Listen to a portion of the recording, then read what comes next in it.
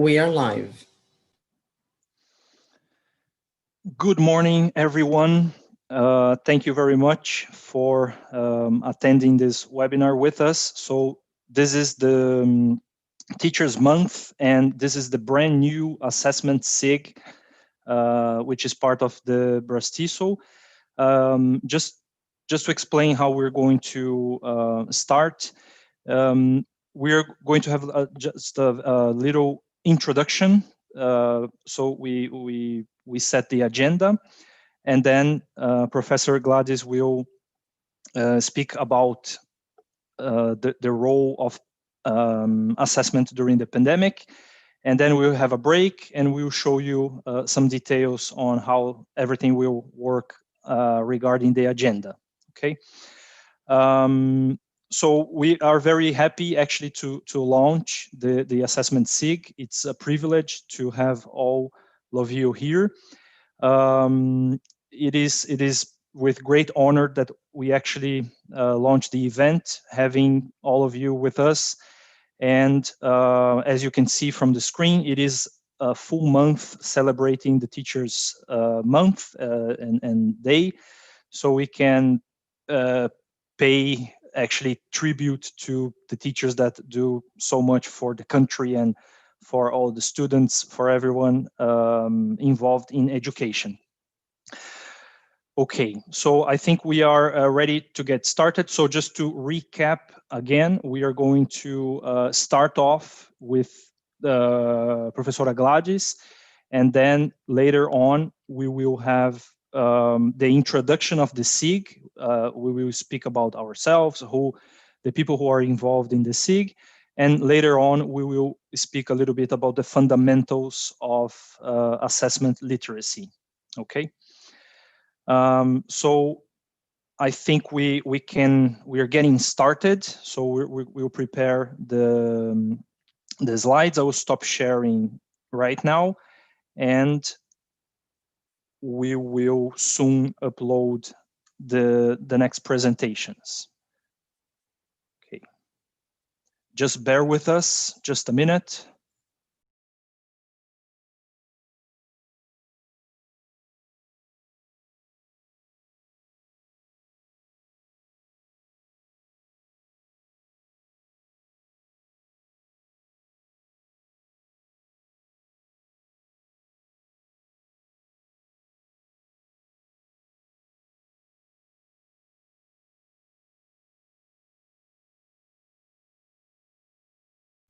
Okay, so now with a proper and very good introduction. So, I mean, as you can see from the screen, Professor Gladys has a lot of experience, and we're truly honored to have actually invited her, and she very gladly accepted our invitation. So again, we are extremely happy to launch the special interest group regarding assessment with her presentation. And again, I mean, I could actually even read her bio, but it's again, the only thing I can really say is that we are truly honored to have such an important person in the world of assessment with us. And of course, I think most of you already know, but her main role is at Universidade de Brasília, and she's member of several associations like the Latin America Association for Language Testing and Assessment. Okay, so again, it's with great honor that we start this webinar with Professora Gladys.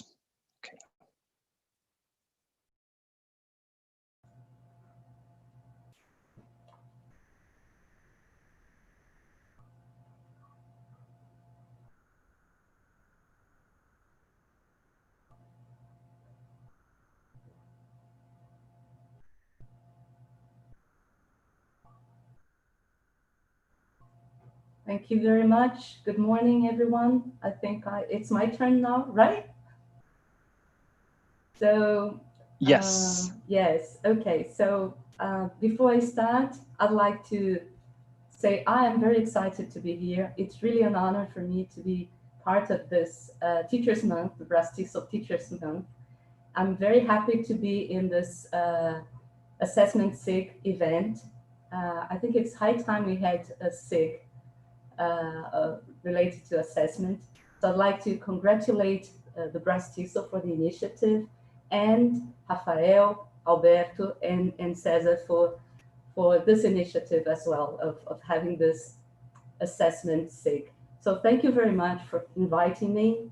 And I am here also as one of the founder members of La Alta. So it's very nice to be here because La Alta is an association that is really into language assessment and testing in all over Latin America. So this assessment SIG will certainly be a very good standpoint for us, in terms of relationship and networking.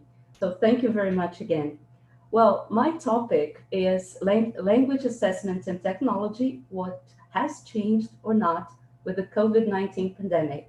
This is a very broad topic, but it's very, very important that we start, or not start, but stop to reflect after 6 months of pandemic, after so much work in our classrooms with teaching and assessing and assessment in remote mode.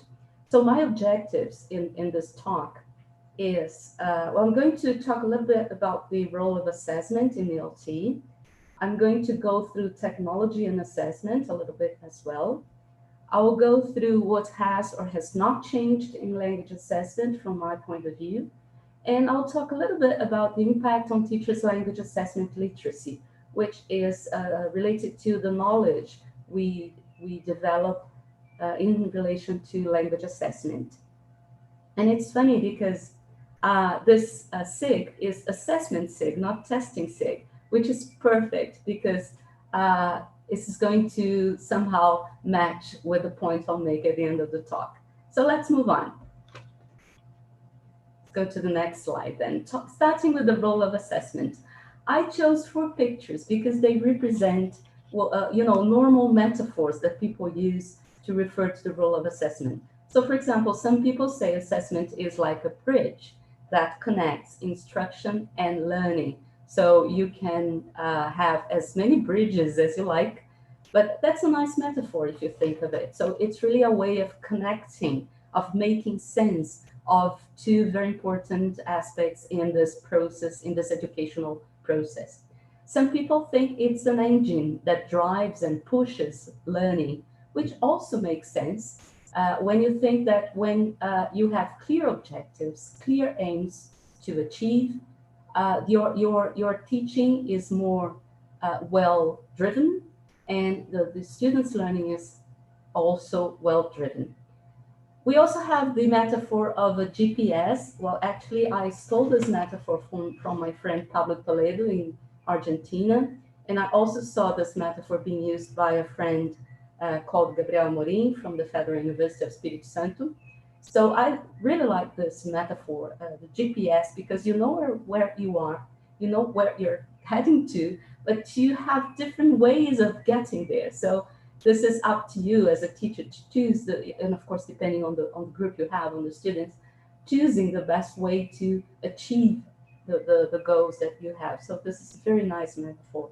And the last metaphor that we normally see is the propelling coil. So like, pushing again your students' learning and somehow directing and supporting your teaching.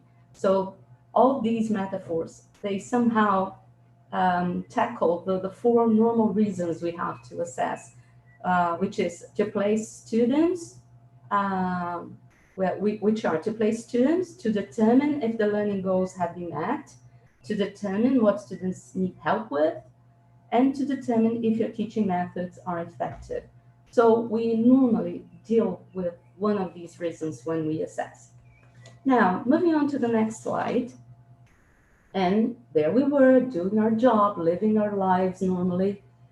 And we were conducting, our language assessment mostly face-to-face. We were using a variety of tools and assessment tasks. So some people use portfolios, some people used tests, and other things. We were, measuring students' progression according to our objective normally.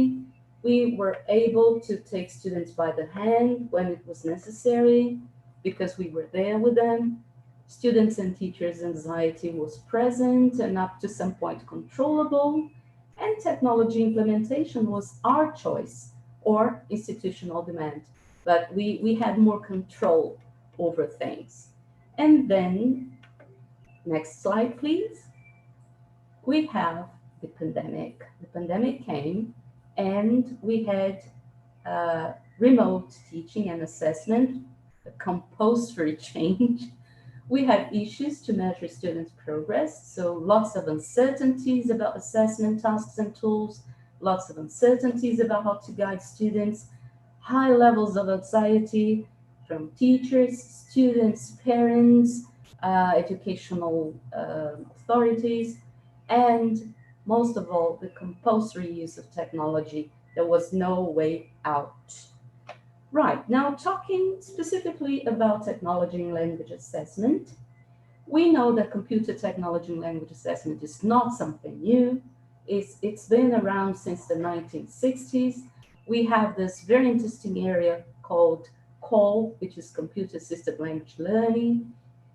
We know that technology has caused a revolution in scoring procedures, especially when we talk about big companies that provide testing. So they have optical scanners, we have distance proctoring, fast delivery of results, wide delivery, so companies delivering the same test all over the world.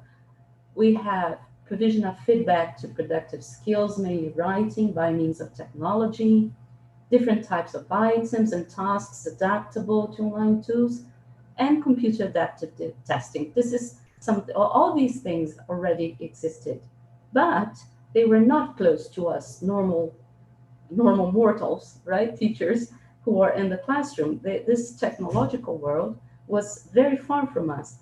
Although we did use some technology, but not that much. So now moving on to the next slide. What has changed and what has not changed? So lots of things that could be mentioned here, but I chose two things. One, to talk about the assessment purposes and to what extent they have changed. And the second, to focus on the more, let's say, practical aspect of assessment, talking about exercises, activities, and task design. Because these, to me, are the core issues that affected us in when the pandemic came.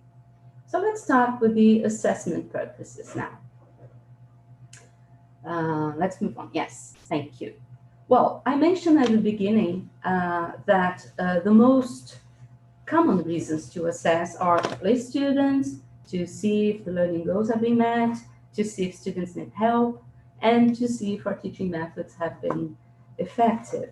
So these reasons are normally referred to in the literature as diagnostic, formative, and summative assessment. And they're normally dealt with in the sequence. So we diagnose, we work with, the formative assessment using activities and tasks and exercises along the course to check with the progress, in different moments, in different parts of our lessons. And at the end of the term, at the end of the bimester, at the end of the semester, we have summative tests, we have summative assessment.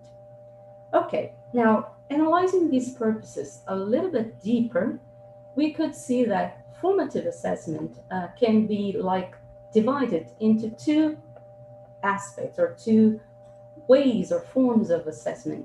One is called assessment for learning. And then again, it's when we plan specific moments along the course to check students' progress, to give them feedback. So it's a continuous movement of instructing, checking, feedbacking, and so on and so forth. And we also have something called assessment as learning. And here we could have, for example, self-assessment, peer assessment, and the effective involvement of students in the planning of assessment, in the designing of assessment. What do I mean by that? For example, inviting students to prepare um, items for a quiz, for example, based on what they have learned, based on what they have been taught. So they could help us, teachers, for example, with the construction of a bank item so that they can study what they have been exposed to. They have moments to like digest that knowledge and produce something that could also be used as assessment. So this involvement with them, their involvement in this process of also designing assessment is also learning, and makes them more autonomous. So this is also part of formative assessment. And last one, normally called as assessment of learning, is the typical summative assessment that we have along the course.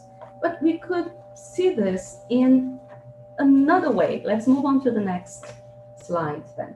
Well, we know that the function of assessment is not in the instrument, but in the use you make of it. So summative or assessment of learning can also be used with formative function if you use the information, the evidence you collect to feedback on your course and on students' learning. So I don't need to consider summative like something external, but I can make it part of my formative procedure, my formative assessment. Very well, but then you can ask, well, okay, Gladys, but what about the diagnostic function? Where is it? And this is something we'll see in the next slide. Well, if you stop to think, everything is diagnostic somehow, mainly now that we are teaching and assessing remotely, and keeping track of our students' work in progress is crucial. We need to have a clear picture of where they stand, and this is so important. So if you think of it, everything you do should be diagnostic so that you can have elements to track that progress, right? So that's why I colored the whole slide yellow so that we understand that somehow this diagnosis is underlying everything we do in terms of assessment along the course.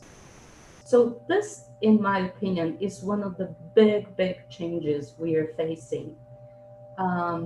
And I'd like to show you this in the next slide. So this, in this slide, we see that assessment for learning and assessment as learning have become much more informative and helpful than assessment of learning. So we should, or at least in my opinion, we have to spend much more time and energy on the two larger parts of this pyramid than on the little one at the top, because that's what makes the difference when we're teaching remotely. So this is true for face-to-face learning, but we see that now it's much more important, right? So the more assessment for learning and as learning we can work with, the better. Now, moving on to my second highlighted aspect, exercises, activities, and task design. I again subdivided this topic into two. So principles or fundamental concepts, and formats and tools. So starting now with the first principle, which is construct. Well, as you know, construct is what you want to assess. It's the abstract concept behind the assessment. So it constitutes our intention to assess. So first you have to define it. So let's suppose that you want to buy a pair of shoes, and then you decide that one of the most important parameters to operationalize this construct is that your pair of shoes should be comfortable. So comfort is your construct. So how can I operationalize it? Well, I can decide that one of the parameters is softness, because comfortable shoes, for me, they have to be soft. And then I can also decide that another parameter is height. And I have to think that, for example, for me, a comfortable pair of shoes would be a pair of shoes with the heels that should have more or less 6 or 7 centimeters high. And in terms of softness, I decide that for me, a comfortable pair of shoes should be leather shoes because leather is comfortable. So then I have defined my construct, I have decided the parameters, and then I have decided how to measure it.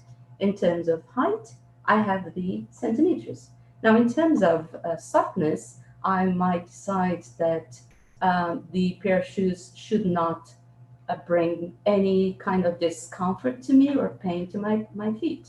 So the construct has to go through different steps of decisions so that I can make it useful and I can make it concrete in my assessment. Now, talking about teaching issues and not a pair of shoes. So, for example, if you want to assess fluency, which is a very abstract construct, we could, for example, decide that one of the main parameters is hesitation.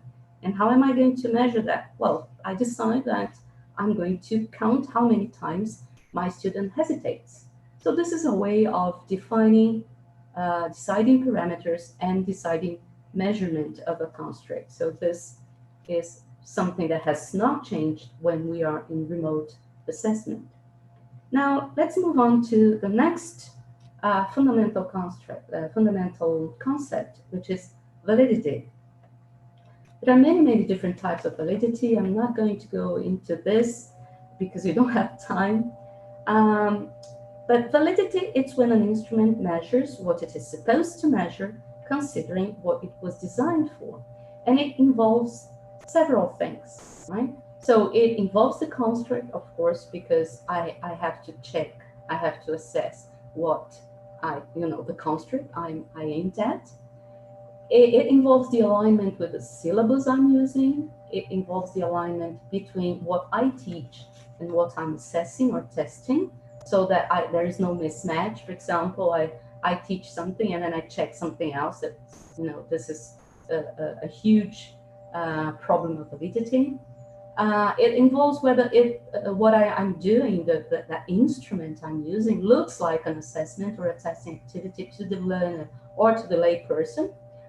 So, for example, mainly now that we are parents that are, present in the classes with the students, when we give an activity, if that activity doesn't look like something that is an assessment, parents think it's strange. So this is called face validity. So I have to think of that as well. So if it doesn't look like an assessment tool, how am I going to work with that? How am I going to tell parents, for example, that what I'm doing, again, for example, is an assessment activity? Well, validity also involves the prediction of future performance because it has somehow to show me that the student is able to do or to perform within that linguistic or discursive framework that I worked with. And it also has to do with the consistency with other sources of information. For example, if I conducted formative assessment or assessment for learning and assessment as learning, and at the end, in the summative assessment, the picture I have from the student is totally different from the picture I have when I followed him along the process. There's something wrong mainly with the last instrument I used. So all these issues are involved when I talk about validity. So for example, if I want to check reading, I should make sure that the task, the instrument, the exercise I'm using is really checking reading and not, for example, memory, right, or memorization. So if I want to check speaking, I should make sure that students speak and not, for example, fill in a dialogue or complete a dialogue, because that's not a way of checking speak directly. So it seems to me we have no change here with the COVID-19 pandemic. So validity is still a concept that is important in terms of our assessment. Now let's move on to our next concept, which is reliability. Reliability is when an instrument is consistent and you can trust the evidence it produces or the information it gives you about your students. Okay, well, it involves students' familiarity with formats. So, of course, if I am working with a specific item format, I should make students familiar with it. So maybe I could start using that new format in the formative assessment, helping them to understand what it is about, helping them understand my intention, and then use it in the summative assessment so that students are familiar with that. So no familiarity affects reliability and validity as well, right? So bringing something you're used to doing, right? Related to reliability, I also have fluctuations in correction. So this is related to actually to us. So when we start correcting students' work, when we get tired or when we have, for example, reservations towards a certain student, so this all affects our corrections. So we all know that, for example, if you have a certain number of writing tasks to correct, at the beginning you're okay, but when you get to the middle, then if you have 20, 30 texts in the middle, you get tired. So we have to make sure that we, you know, uh, our the way we are feeling, our feelings, our emotions do not interfere in this correction. Otherwise, we will be affecting reliability. We also have administration issues. And when I write administration here, I mean changes in the setting. For example, when we were in the classroom, this would mean problems with the light, for example, too much light, too much noise, the heat, etc. But now that we are remote teaching and our students are in their houses, we have different problems here. So sometimes the student is not in a room on his own. There are other people talking around. You know, the pet is around. So we have distractions. We have home issues around. So this is something that has changed. So the way we, we apply our assessment instruments in this remote environment has been affected because the students are in their homes and we are too. So sometimes we also have, you know, home issues around and that somehow affect what we're doing online. And the last aspect is the task design itself. So, for example, if I design a task or an exercise with ambiguity, with unclear instructions, or with inappropriate cultural context, or racist context, or sexist context, so we have to be careful to design our tasks, our quizzes, our whatever, with a lot of care so that we don't affect the reliability of the instrument because of, you know, problems with instructions or the content. Okay, now let's move on to the next concept, which is practicality. Well, practicality is related to the cost. So if we need, and this is something that has changed. So being online, we don't necessarily need to use anything that involves cost. So when we were face-to-face teaching and assessment, we did. Sometimes you would need, for example, to take copies, to buy some materials, but not now, right? So this is something that has changed. The time is also something related to practicality. So if, for example, we have enough time to apply the instrument, if we have enough time to do that task with the students. So this is something that has been affected because concentration span has been affected in this online environment. So we have to think about that. We also have administration issues, but this administration here is a bit different from what I spoke before. So here we are talking about, for example, can we apply this exercise or this task or this instrument to the whole class? Or do I need to split class? Do I need to have it in, can I monitor? Do I need to have pairs? Or can I monitor everybody? So this is also something that has changed now that we are in remote assessment and teaching. So sometimes it's difficult to monitor everybody at the same time. So we have to think about that. So this activity, fine, but how practical is it in terms of administration? Because I cannot, monitor everyone at the same time. So do I need help? Do I need somebody to help me? Or how can I work with this so that I can help everybody in their progress? Maybe group work, maybe pair work, right? And then we have the correction. And here the correction is, again, different from what I spoke before, because here what I mean is my correction has to be practical. For example, I could plan an excellent essay task, and then it takes me ages to correct. So that's not very practical. We don't have time. So I should also try to balance the application and the time I spend correcting, or how easy it is for me to correct.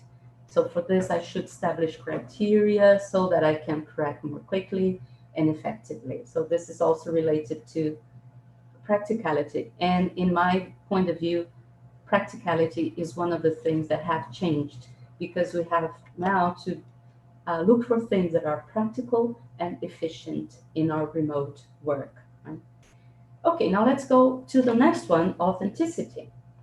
So authenticity, well, basically it's to move away from the typical artificiality of the classroom setting. And now it's funny because we are not in an artificial environment, because, the virtual environment is real. It's a bit weird to say virtual is real, but anyway, it is something that is part of our lives. So in this sense, it's not artificial. But on the other hand, teaching online is something that not many people face as something authentic, right? So when we talk about authenticity, we have lots of things involved. I start with the concept of language.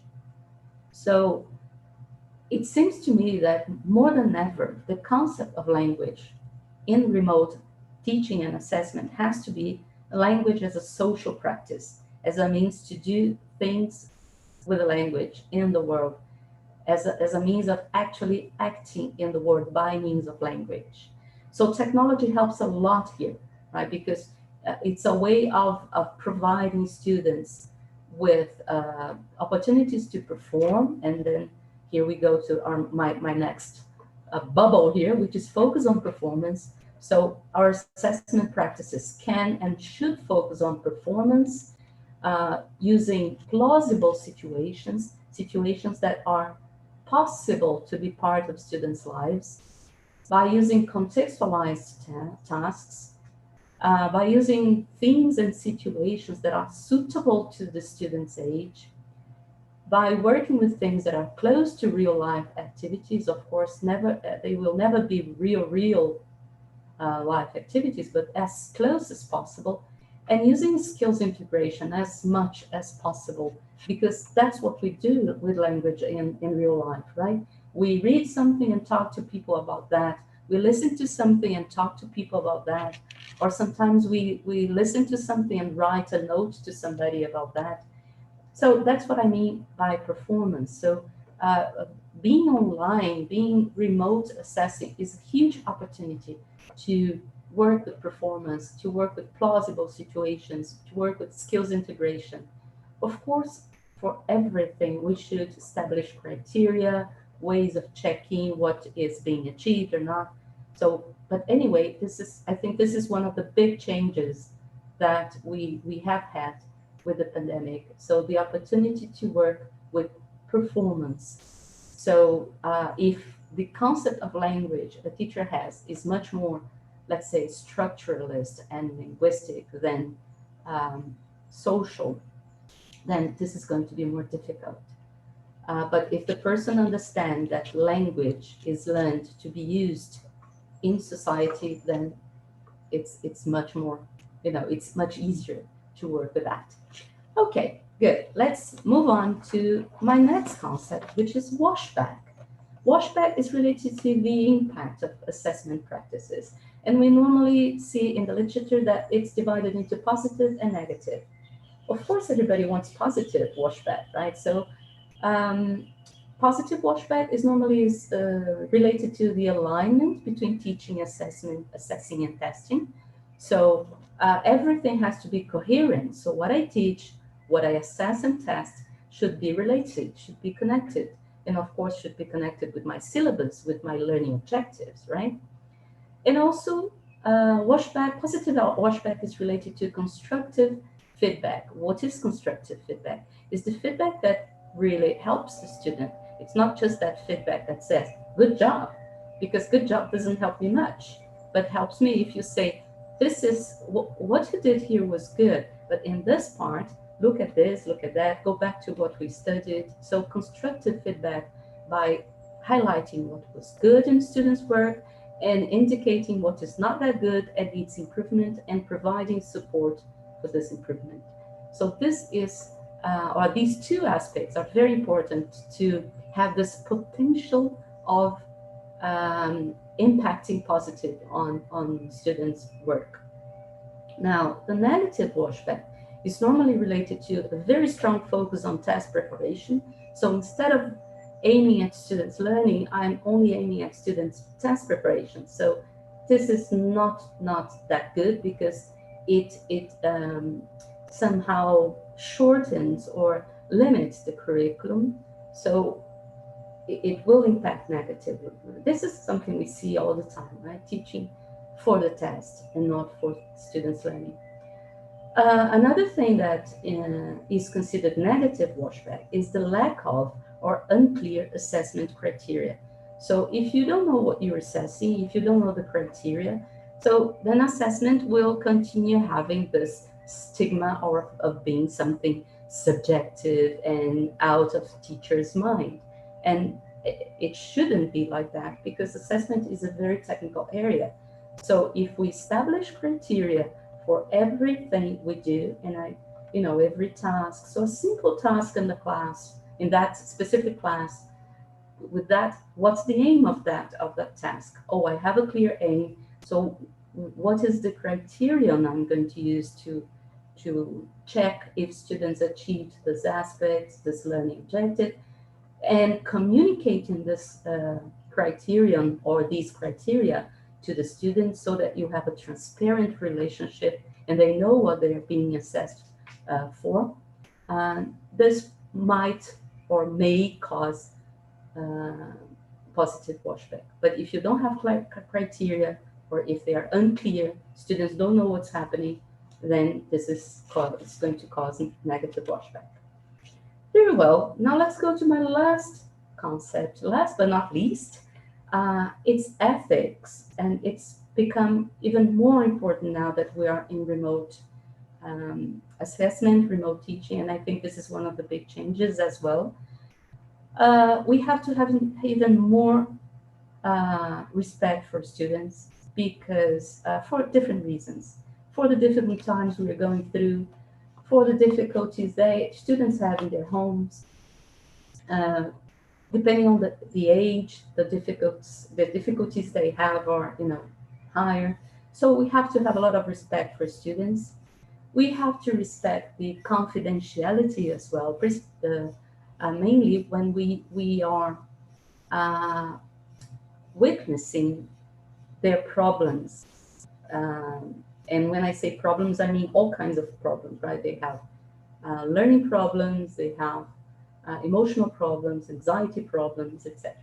So we have to respect their confidentiality, the confidentiality of their data, the data we collect from them, and the evidence. We have to make sure that we have no bias in the way we work with students because this is unethical. And also, we have to make a lot of effort to be fair. So not being fair in the sense of making everyone equal, but being fair in the sense that in the sense of acknowledging that people are different, and in being different, they should all be included. So we have to have this clear picture in our minds that by assessing them, we are affecting them, and then we come back to the washback, because all our assessment practices, they somehow impact students more or less, but they do. So this is related to fairness. We have to be fair and just as much as possible and have an ethical attitude in terms of assessment. Okay, very well. Now, moving on. So you may ask, okay, Gladys, sorry, very well, but how do I put all this theory into practice? So here I wrote some questions that we could ask when planning our courses and our assessment practices. So we could, for example, ask, well, is my activity practical? Is there any cost involved? Will I have problems to apply this activity, this exercise, this quiz, this instrument? Do my students have access to the necessary tools to do that? Or is any student going to have problems? So is this reliable? So was there any kind of contamination? So am I being biased? Or am I including anything that students haven't had contact with? Is this valid? Does it measure what needs to measure? Does it give me the data I need? Or, or it's totally useless and it's not going to help me see the real picture? Is it authentic? Is it relevant to my students? Is it plausible to my students' reality? Can it potentially impact positively on students' learning, on students' motivation, and even on students' study habits? Is it fair and unbiased? So all these questions help us look at what we're doing, at the tasks we are designing, at the exercises we're designing to assess our students, and try to trim and make it a good instrument. Now, moving on to the last part of my talk, here we have the formats and the tools. I show you here what we normally consider indirect assessment and direct assessment. So I divided them into the two columns, and I also have one column where I have both, and I'm going to explain what I mean by that. Well, all of these were used before the pandemic. We all know that, right? But now more emphasis can be given to the ones that provide more interaction among students, right? So in direct assessment, we have multiple choice items, true or false, fill in the blank, matching. Okay, fine. And direct assessment, presentations, interviews, essays, diaries, blogs, and many other things that I didn't include here because it's too much. So we see that direct assessment provides much more opportunity for interaction than indirect assessment. But we also have a set of possibilities that are both, that provide direct and indirect. So we have debates, drama, exhibitions, games, observation, self and peer assessment, portfolios, projects. So they can all be used for me to observe if students, understand, got what I wanted them to get. So in case of indirect assessment, and if students can produce, can use the knowledge they got, and this would be the case of direct assessment. So all of them can be used. But then here is where I think there was the big change in the way we're working. And then I'm talking about the tools. And let's move on to the next slide. Here I have a word cloud with some, and there are many more, some educational apps that people have been using to not only teach but also assess students. So Padlet, Kahoot, EduCreations, Mini Mobile, Edmodo, and so on and so forth. So different people have different experiences. Some people like one more, some people like the other one more. And they have been helping us and in working with this change in environment, because when we were in the classroom, we didn't use that so much. And now we have Another possibility of looking at these apps, and I'm going to show you a wheel in the next slide. I don't know if you have seen this wheel before, but it's called Pedagogy, the Pedagogy wheel. And I think it's an interesting wheel because it shows 188 apps, educational apps. So these apps can be used for different purposes in teaching and assessment. And this wheel shows a variety of possibilities to help us and our students. So I don't know if you have met this before, but I think it's a very useful tool. And just to give you a closer look, I highlighted a part of the wheel in the next slide.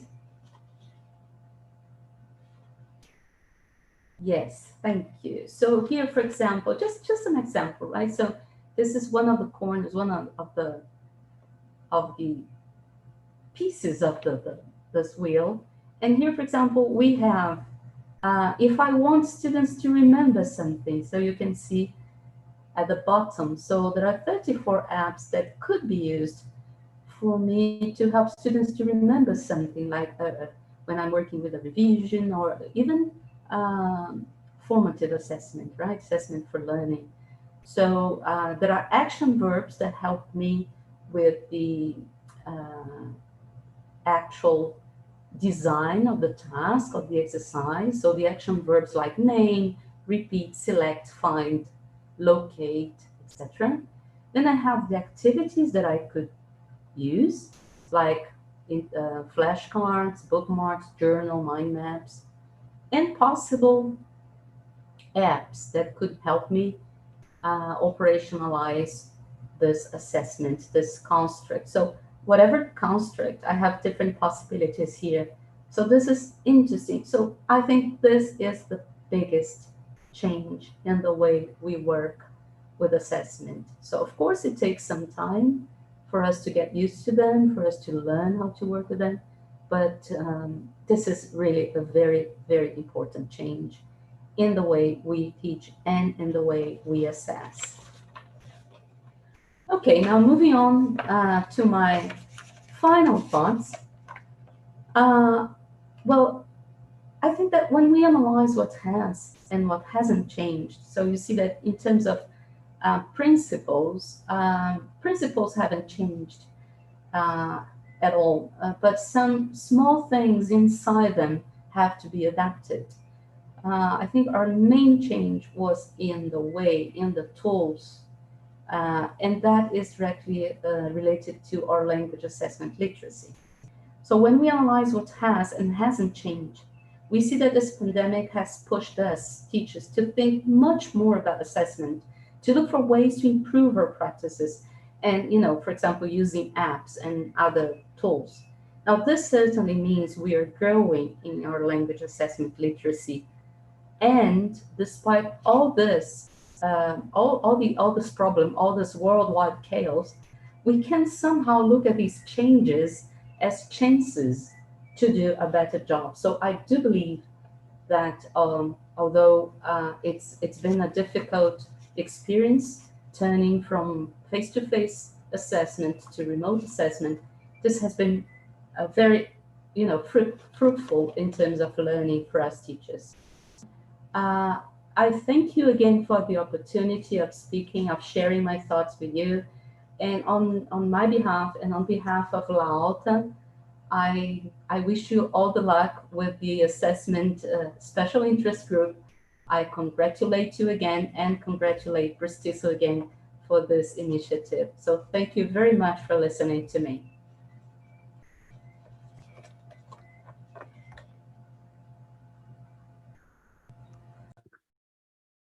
Professor Gladys, thank you very much for sharing all this precious information with us, and also for sharing, for taking the time to be with us this morning, and for sharing a tiny bit of your vast knowledge in the area of assessment. So it's an honor for us to welcome you and bring someone with your experience, expertise, and importance to this assessment SIG. Well, I have some questions to ask you. One question that appeared here in the chat, and I'm sure some of us will have other questions as well that we have been collecting throughout your presentation. So one of the questions here says, Professor Gladys, my students are from the 6th to 9th grade, so in order to bring a bit of ludicity, my question is, how can I assess their productions based on the Peanuts cartoon? Based on the Peanuts cartoon? Yes. It's a very specific question. Very specific question and very interesting. And well, I think this somehow challenges our creativity. Well, I don't know. I would have to think a little bit about that. But what comes to my mind is maybe you could ask them to, maybe you could use some drama with them. Why not assigning them roles? You know, one is Snoopy, one is Charlie Brown, and they could somehow enact those cartoons, or maybe change the words in the cartoons and enact a different story. That's a great idea. That's a great idea. Congratulations for using Peanuts. I love them. I think it's a great idea. I love them too. Yeah. I was thinking maybe for formative assessment of reading skills, trying to understand the underlying message in the cartoon strips, right? As Yes, well. they could also discuss their, their reactions, because there is usually a reaction, like what Snoopy is doing sometimes, surprises, Charlie Brown. I don't know, but it's Mhm. great. Yeah, it depends on the cartoon strip, but I think it's good potential. Yeah. Great. So I hope we have addressed the question appropriately. I'm talking to the participant here in the chat.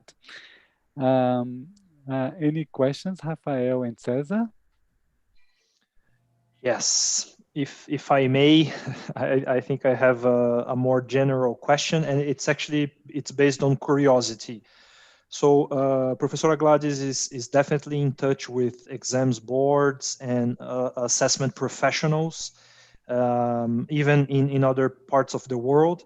So my question is actually, what has been discussed in the community? I mean, in terms of how much the exam boards, in your opinion, have adapted, and also the professionals, based on all the theory that you showed us today. So again, how what is the word out there? How they have adapted? And of course, this is a $1 million question. What do you see in the future? I mean, what do you see is going to happen in 2021? Maybe 1 year from now, maybe 2 years from now. Of course, it's a very tough question, but so basically a little bit of what the community has spoken about assessment in general terms with the people you have contact with, and in terms of what's coming in the next couple of years. What is your perspective? So this is my question. I hope I was clear. Yeah, well, that's an excellent question. Thank you, Rafael. It's not an easy question, but Yeah. well, from what I see, and I've been having contact with people from the ILTA Association, the International Language Testing Association, and other professionals. I think I could talk about four things. So the first one, in terms of exam boards, what I see is a huge movement of adaptation to improve and increase online assessment. Although big exam boards did this before, I think this has become more important now. And so I see this movement of the efforts to improve the range and the possibilities of providing reliable, valid, online, high stakes, large scale assessment. Now, in terms of still talking about large scale and small scale assessment, I see also in the literature in general concern with supporting the development of local assessment or local exams. So exams that respect the context or the specificities of the context. So we have, for example, some big exam boards supporting, and I'm going to mention China, for example. We know that big exam boards supported China to develop specific exams for their context, for their problems. So I see this movement. So not having a very important exam produced, for example, in the United States and applied all over, but for example, an exam board from the United States supporting assessment and testing professionals from a specific country to help them tailor an exam that meets their needs. So this is number 2. Number 3, I also see big exam boards concerned with their connection with classroom assessment.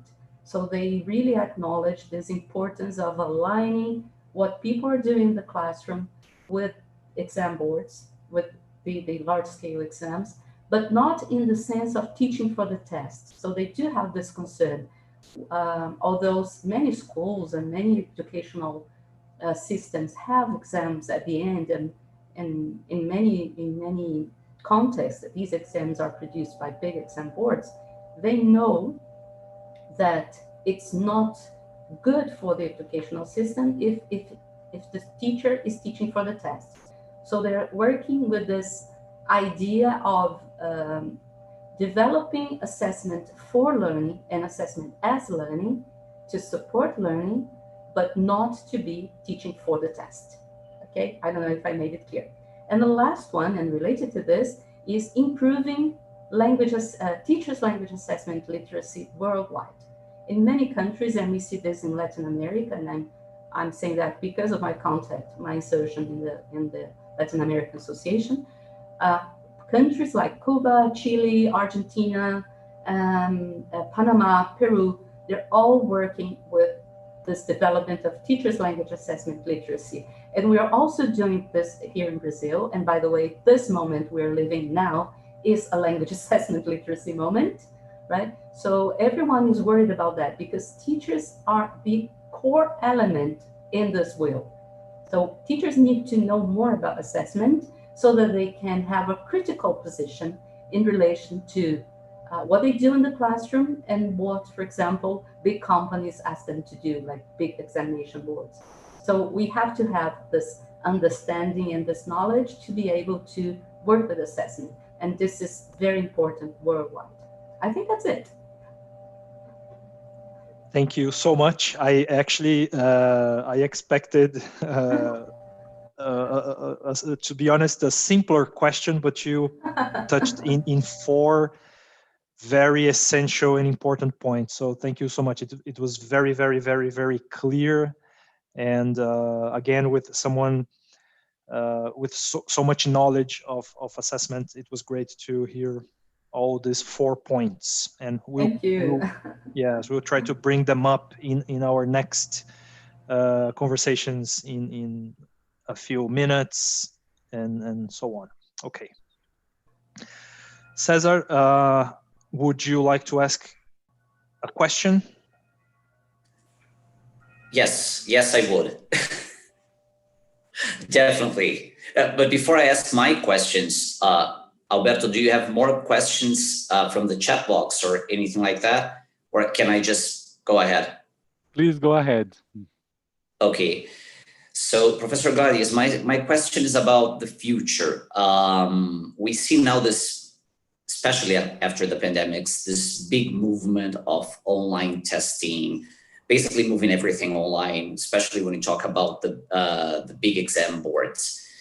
How do you see the correction of productive skills, speaking and writing, eventually by machines and not by humans? Because there is this movement.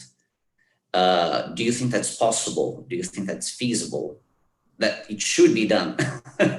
So it's a lot of questions in one. Yeah, well, I think it will be possible. I think technology is being, is moving towards this.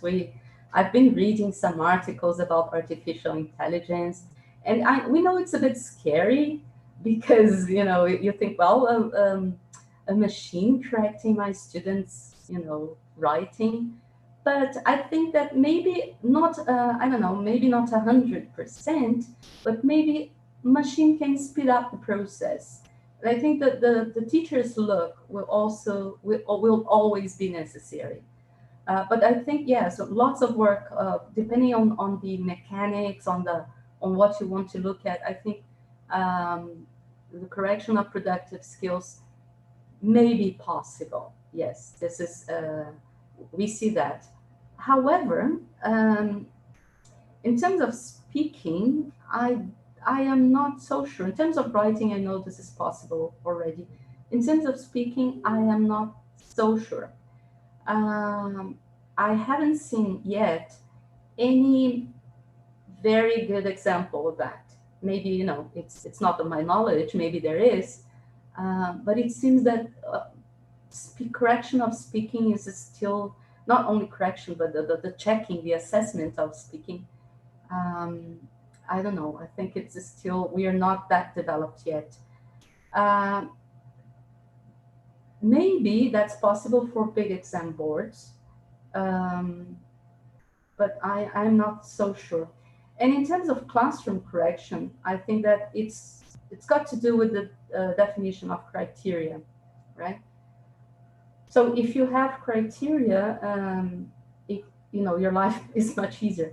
Now, when I think of a machine correcting or checking or assessing speaking, I think that how is it going to be programmed? So is it going to look for specific words, look for specific topics?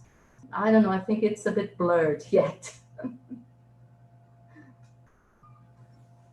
Thank you. Thank you, Professor. That's not an easy question. Huh? It's okay. Well, I think we would like to thank you so much, Professor Gladys, for being with us this morning. I think,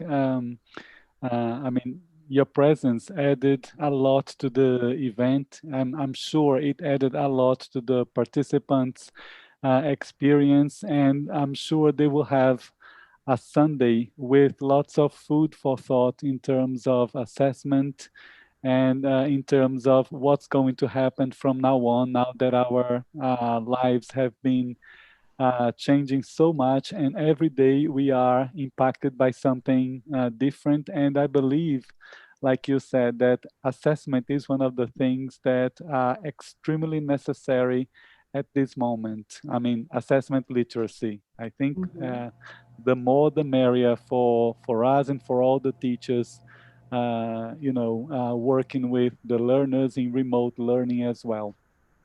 For sure, Thank you Alberto. so I much thank for your you. presence. I thank you very much. And if I may, I just want to invite people to know Lauta as well. Go to lauta.org and join us so that we become stronger in terms of assessment in Latin America. Thank you very much. It was an honor and a pleasure.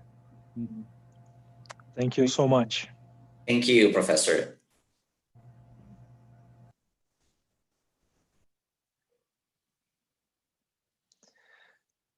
Okay, again, we would like to thank Professor Gladys, and now we will move on to the next section of the webinar, and we will actually introduce the assessment SIG for the first time.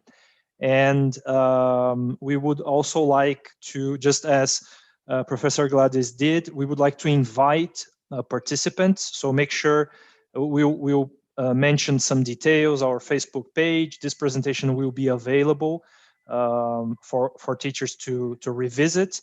But now it's the time that we would like, again, to introduce the assessment SIG. It's the very beginning. It is the very first event that we are promoting together. So again, we are glad, we are extremely happy to have Professor Gladys with us. And now we are going to introduce and speak a little bit about ourselves. And again, in the end, we'll invite you to connect with us through social media, and also provide more information on how you can interact with us, and stay tuned to the new events that we're going to have possibly in the next couple of months and next year. Okay, so I would like to invite the first picture here and the first video that you can see there. So Alberto Costa, could you please introduce yourself? I'm sure a lot of people already know you, but it will be a pleasure to hear from the one and only. Thank you very much, Rafael and Cesar. And once again, it was a pleasure to listen to Professor Gladys once again. Well, everyone, welcome to this event. You have been up very, very early on a Sunday morning, so this is much appreciated and acknowledged by all of us. My name is Alberto. I have been working in English language teaching for decades now. So it is an area that I felt my heart was in from the very beginning. I started at a very young age, and I faced many positive professional challenges in English language teaching. One of them was becoming a teacher trainer, and then becoming an academic consultant and working with teachers. And one of the main challenges that we have always faced in English language teaching was assessment. So I have developed this interest in assessment, and when I was invited to be part of this assessment special interest group, I felt it was an honor to be here, not because I know a lot about assessment, but like you, I have faced challenges with assessment, and we want to share our experience and most of all promote assessment literacy and bring many professionals like you to be part of the special interest group, and even to present here and share your thoughts about assessment. So I've been, at the moment I work for Cambridge Assessment English, and we talk about assessment every day from morning to night. So it's a pleasure to be here.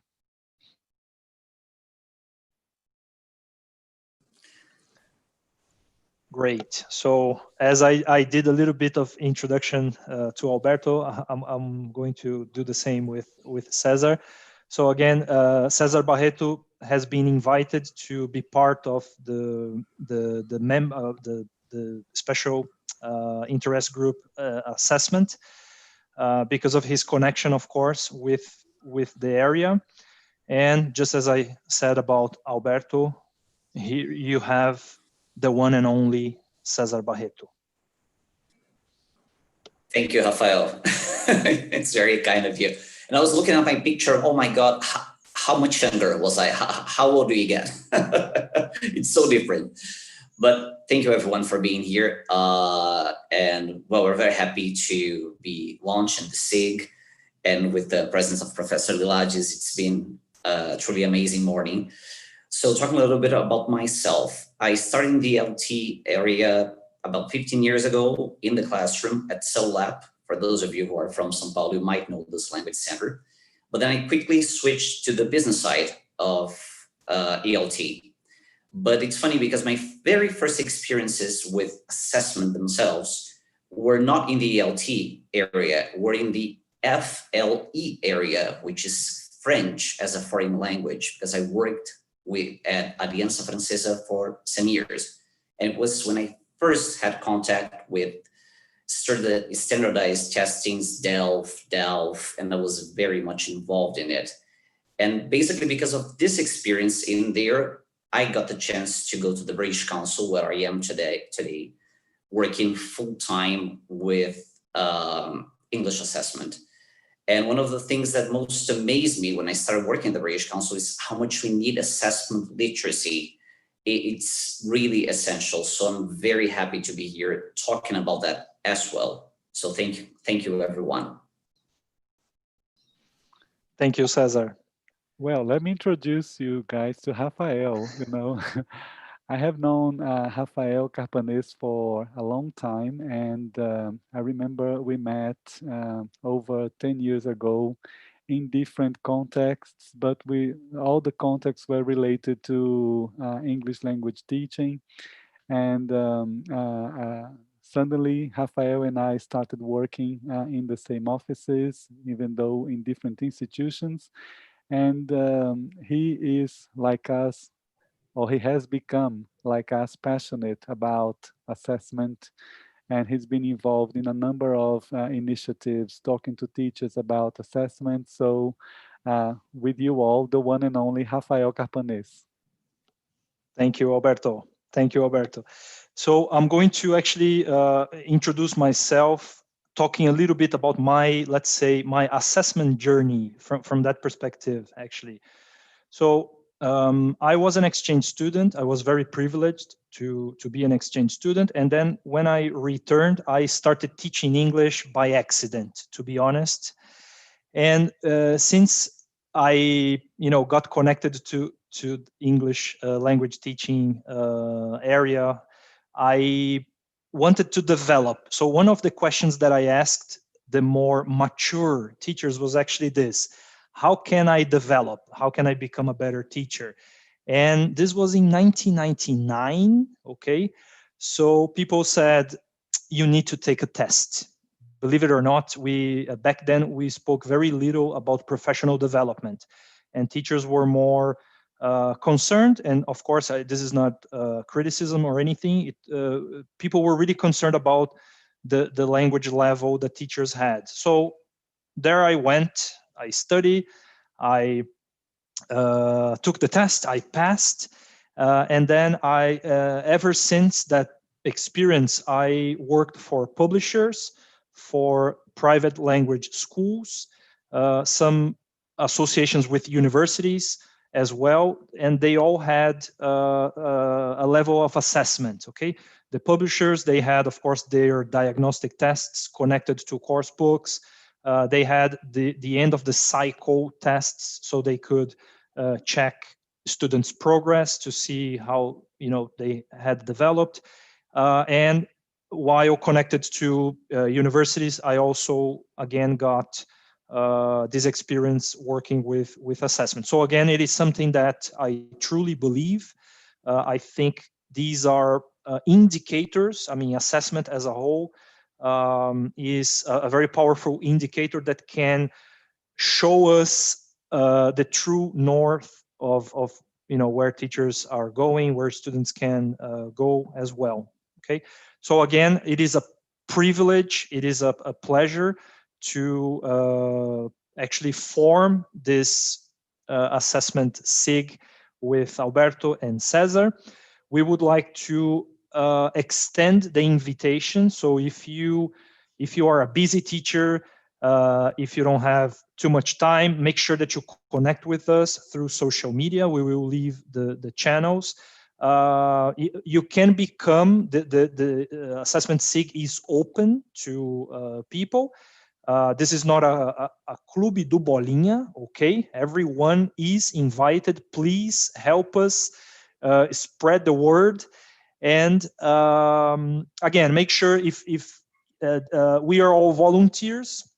So if you have little time, you can contribute a little. If you have a little bit more time, you can maybe participate in the meetings. If you have a lot more time, you can maybe even be invited, just as Professor Gladys did today, by sharing her experience in almost 1 hour with her ideas and everything. Okay, so again, don't be shy.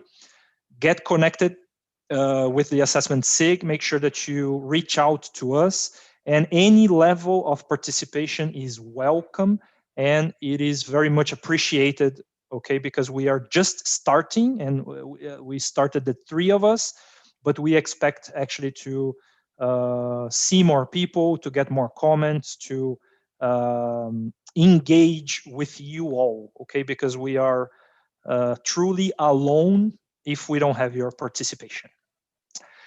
Okay, so we're going to move on to the next ideas, activities, and things that we have planned for you. Okay, so now Alberto has a few things to say. Yes, I would just like to start opening this discussion about assessment with a big question that we have here.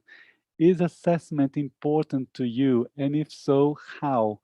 You can, for example, use the chat here in the YouTube so that you can make your comments to address this question.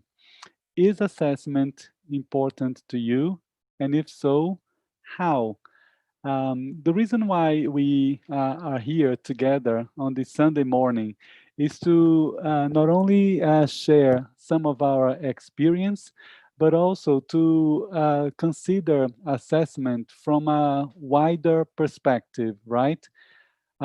We have the belief that assessment is important to all of us who are here, whether or not we are a teacher, a school manager, a coordinator, a learner.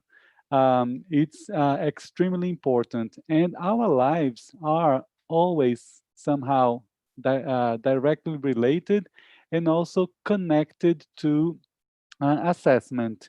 So, for example, last week we received this. This was published in July, but also this was discussed last week when the council, Conselho Nacional de Educação, recommends avoiding failing students so that they could continue the part of their studies that were affected by the pandemic this year next year. So when we think about something like this, it clearly shows that many decisions that are made are connected with assessment, and this will impact the practices in our classrooms, and most of all, it will impact learners and society in general. So one of the motivations for us to be here in this special interest group is to consider assessment from this wider perspective. Assessment, we believe, is important for all of us. And how is it important? It's because there are moments when we have control and we can make decisions in relation to assessment to our learners, but there are also moments when some decisions are above us, and this will impact the practices and the classroom activities, and most of all, it will impact the school community and society in general. So I'm going to ask Cesar to move on to the next moment, to the next slide. So Cesar, can you please move? This is another situation where we see assessment being extremely important, and it's so intrinsic to what we do. This is again another recent decision that was made. This is about the Diretrizes Curriculares Nacionais para a Educação Plurilingue.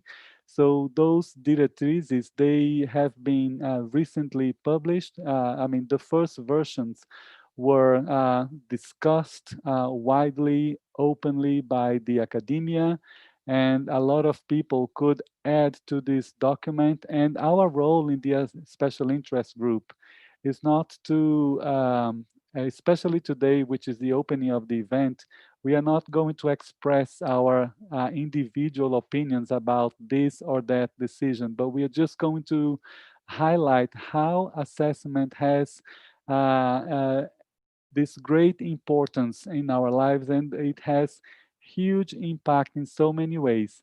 Cesar, please, I have here another specific excerpt of this document, which has stated that in the future, there will be expected levels to be achieved in language learning.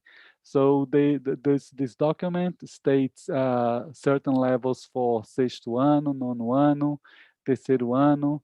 The levels are respectively A2, B1 and B2 in the Common European Framework of Reference, which is, this document is widely known, but we have a brief presentation about it in the event today. This is just going to, this is just for us to make clear for you that, yes, this will impact assessment, this will impact teaching, curriculum, teacher development in many different ways. Professor Gladys mentioned positive and negative washback in her presentation. Washback is part of the impact of assessment. So which, when we talk about impact, we can consider uh, the way assessment has fed back, that is teaching and practices have changed because of the assessment, but also it can feed forward when we see decisions of this magnitude. This means that in the future we are going to, we might not be able to predict whether the impact will be positive or negative, but it will, there will be impact. So all those decisions will feed forward as well in our teaching and especially our assessment practices, right? And in many different areas. So those two moments, as I said, we are not here to express our personal views, especially today, but this is just going to illustrate how assessment is crucial in our lives and we can't do without, hence the need for making assessment literacy more and more widespread among us teaching professionals, right? So Cesar, please. With this in mind, this is the opening of our special interest group, right? And the way we view assessment, yeah, especially for the purposes of the group, and making sure that we connect with as many teachers as possible, we see assessment as an essential part of teaching and learning, and is described in different frameworks as a powerful tool to aid both processes, teaching and learning processes. It is one of the three pillars that support an educational system together with curriculum and methodology. And despite its central role, it is still a much uncharted subject amongst the ELT community in Brazil. So our purpose is to try and change this reality. We want to open up the discussion and talk about assessment more and more, and most of all, learn from all of you, like we learned from Professor Gladys this morning, right? So in order to fill this gap, this special interest group aims at raising awareness of English language assessment so educators are imbued with important key performance indicators and best practices that will positively impact their learners. So if you were here attending Professor Gladys' talk this morning, I'm sure there will be loads that you will be bringing to your institutions, to your classrooms. And our mission statement is to promote awareness of assessment in the ELT community by providing teachers and educators with best practices within the assessment realm. Our main goals: to provide the ELT community with assessment literacy, to offer online and face-to-face events. Hopefully we'll be able to host a face-to-face events, raising awareness of the importance of assessment within the ELT community, and to support members with key tools in the assessment area so they can evaluate their assessment practices and better assess their own students. And finally, to offer the community reliable and useful information based on research conducted by the most important exam boards. I think after this, we have a moment for questions. So let me see if we have questions over here, or if Cesar or Rafael will have a question. Yes, while we wait for possibly some questions, just to again reinforce the message that we are all volunteers, so you can join us by helping and you will set the tone of the assessment SIG, right? We will probably adapt, and by having contributions from you, we will be able to adapt and maybe guide the assessment SIG towards specific scenarios, goals, and expectations. Okay, that's not written on stone. Like, of course, again, we have our objectives. We would like to spread the word of assessment and the importance within the classroom, among teachers, assessment professionals. But your contribution is extremely helpful, and we would like to have you as part of our community. Rafael, Professor Douglas Altamiro Consolo from São José do Rio Preto, he has a question for us. How can someone join the assessment SIG? Okay. Well, we have the Facebook page, which we can make the link available. If you don't, we do have the email, which is assessmentsig@BRAZ-TESOL.org.br.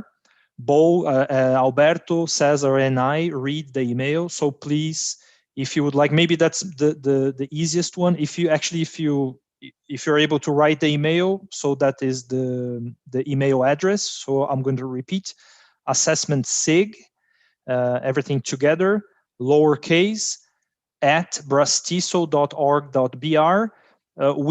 The three of us read the same messages, so please get in touch with us.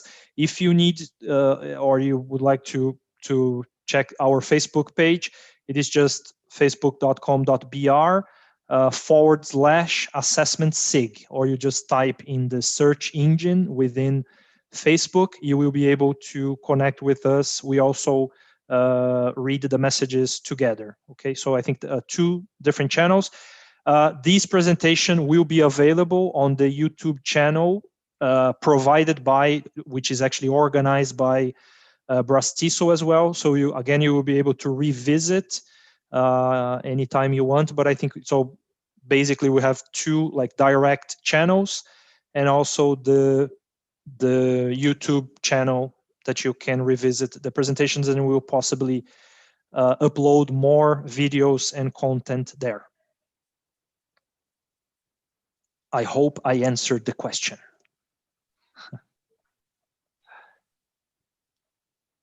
Okay. So far, no more questions, Rafael. Okay. Great.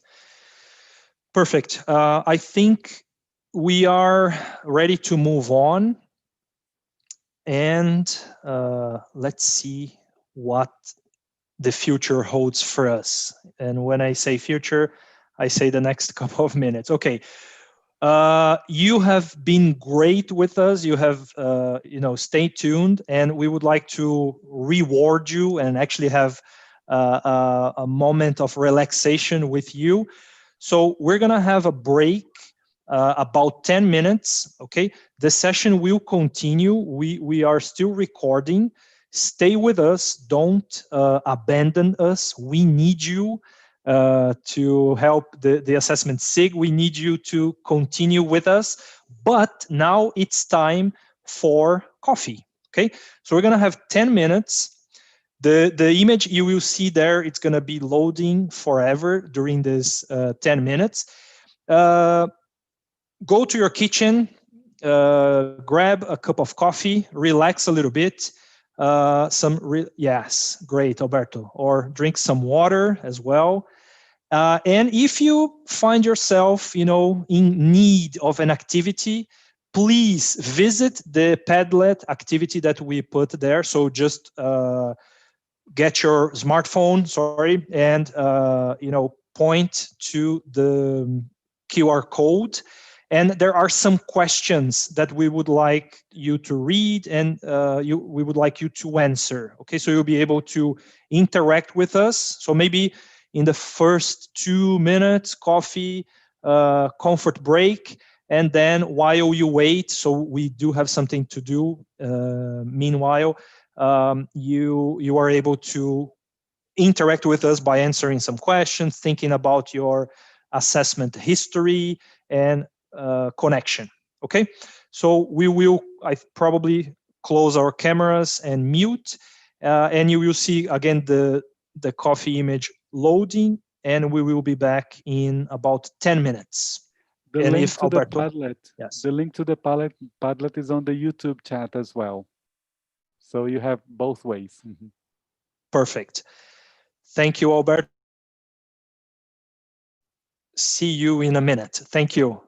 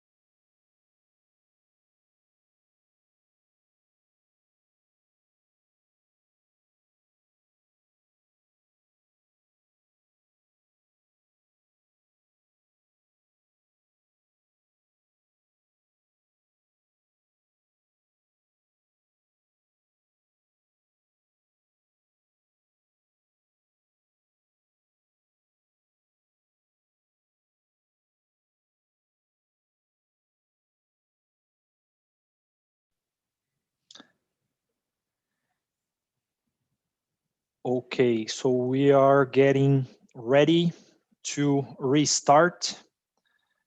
I hope you have had your cup of coffee. You are full of energy to stay with us for the next couple of minutes and possibly hour. Okay, so don't disconnect.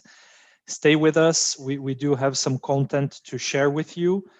And just checking with Alberto, if there was any interaction or maybe anything that we could have collected from the Padlet. If not, no problem. We can move on or get back to this activity later on. Okay. The only thing that we would like to highlight regarding the Padlet is, again, the assessment SIG is brand new.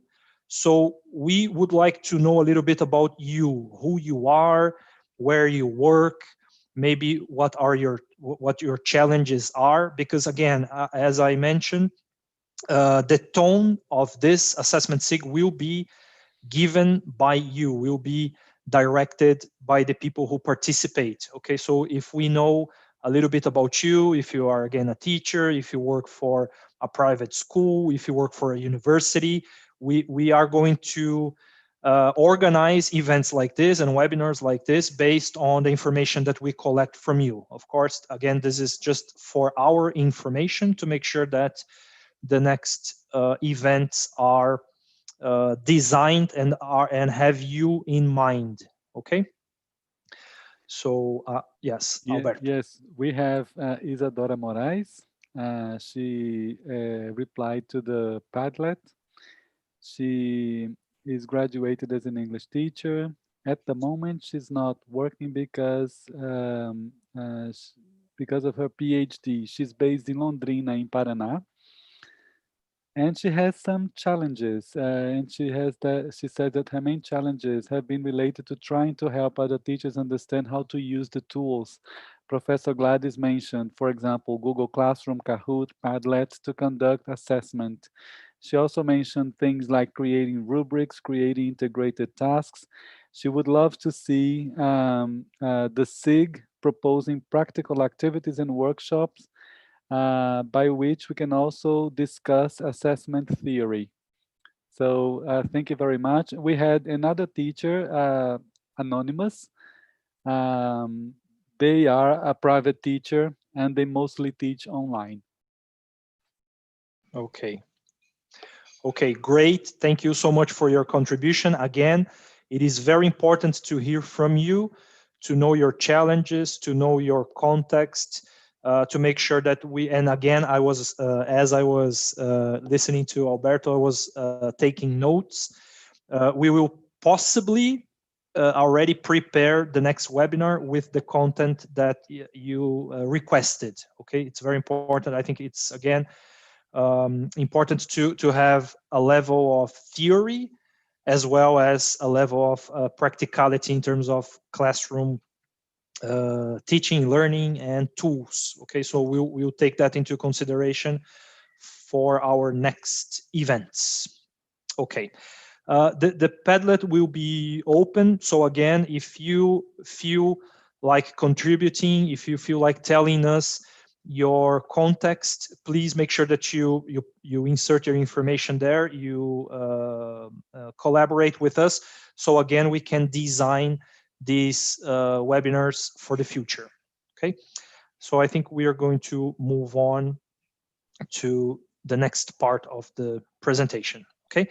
So now we are going to share this presentation. So Cesar will speak a little bit, Alberto will speak a little bit, and I will speak a little bit about a few points. Okay. I was very happy to see Professor Glad's presentation, and I loved when she used the word bridge, and she actually had a picture of a bridge. And now we're going to be a little bit more philosophical and talk about like something that actually, in our opinion, is extremely important. Okay, it is just like a definition. So if you don't know, we do have one person here that is called Dylan Williams. He is an expert on assessment. And by reading a little bit about him, by reading and having contact with some of his papers, theories, and everything that he writes about, I think it opens our minds in terms of assessment. Okay, so you can read the sentence that is on the screen, but I think again the most important takeaway in this sentence is again the word bridge and learning and teaching. Okay, of course, we as teachers, we want to make sure that our students have the best results after the techniques, the things that the approaches and the things that we put into practice. Okay, but sometimes it's difficult to know, to collect information on what the students have actually learned. And of course, we truly believe that assessment is one of these tools. Okay, and I will also refer back to one sentence that impacted me as a teacher very much in the past, which was teaching causes learning. Okay, sometimes when we are in the classroom, we do believe that we delivered the lesson and the students automatically learn what we have proposed. Many times that is true, and we can check that when we speak to them, when we give them a writing assignment, or when even when we informally test them on specific ways. But again, we do believe that this sentence, teaching causes learning, has to be put into check in terms of assessment. I mean, do I really know, or am I as a teacher assuming that students have actually learned? Again, we can vary with different tools in terms of how formal we want to be. Maybe just a very informal conversation with the student. We can check what he or she has learned. Okay, but again, we do believe that assessment in this case is at the core of this bridge. Okay, what we do as a teacher, so the teaching side of it, there is the learning side of it, and assessment is actually the, again, in our opinions, the true bridge that connect these two different worlds. Okay, all right, so I think we can move on to the next slide.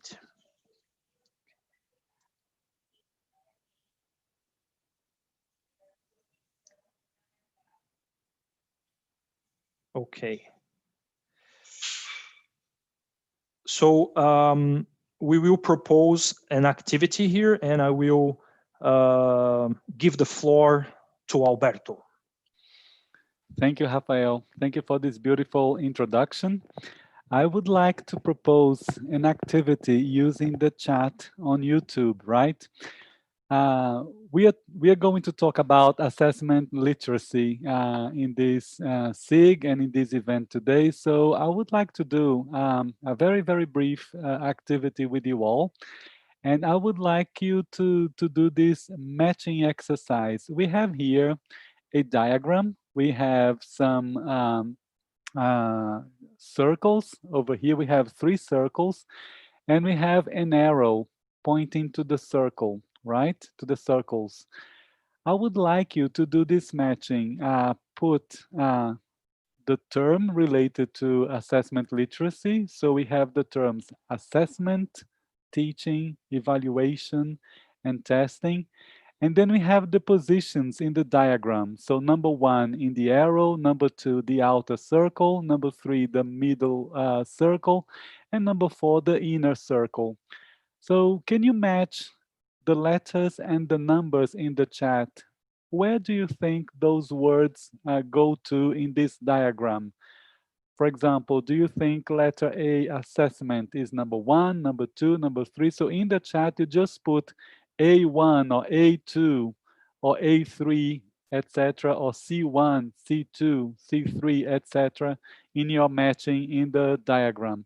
So please use the chat on YouTube to do this matching. I mean, the more you can collaborate, the better for us. So we would like to see a little bit of interaction here before we show what the literature says about terminology in assessment. So what do you think, what are your guesses in relation to those terms?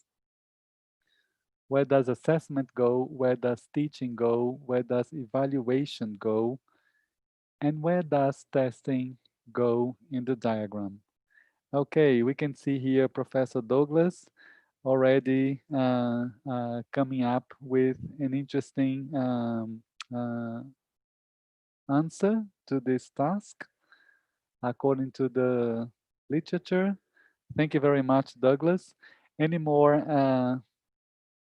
Okay, we have Isadora as well participating and suggesting a slightly different variation to where the words belong to. Okay. Any other options in the chat that we can see?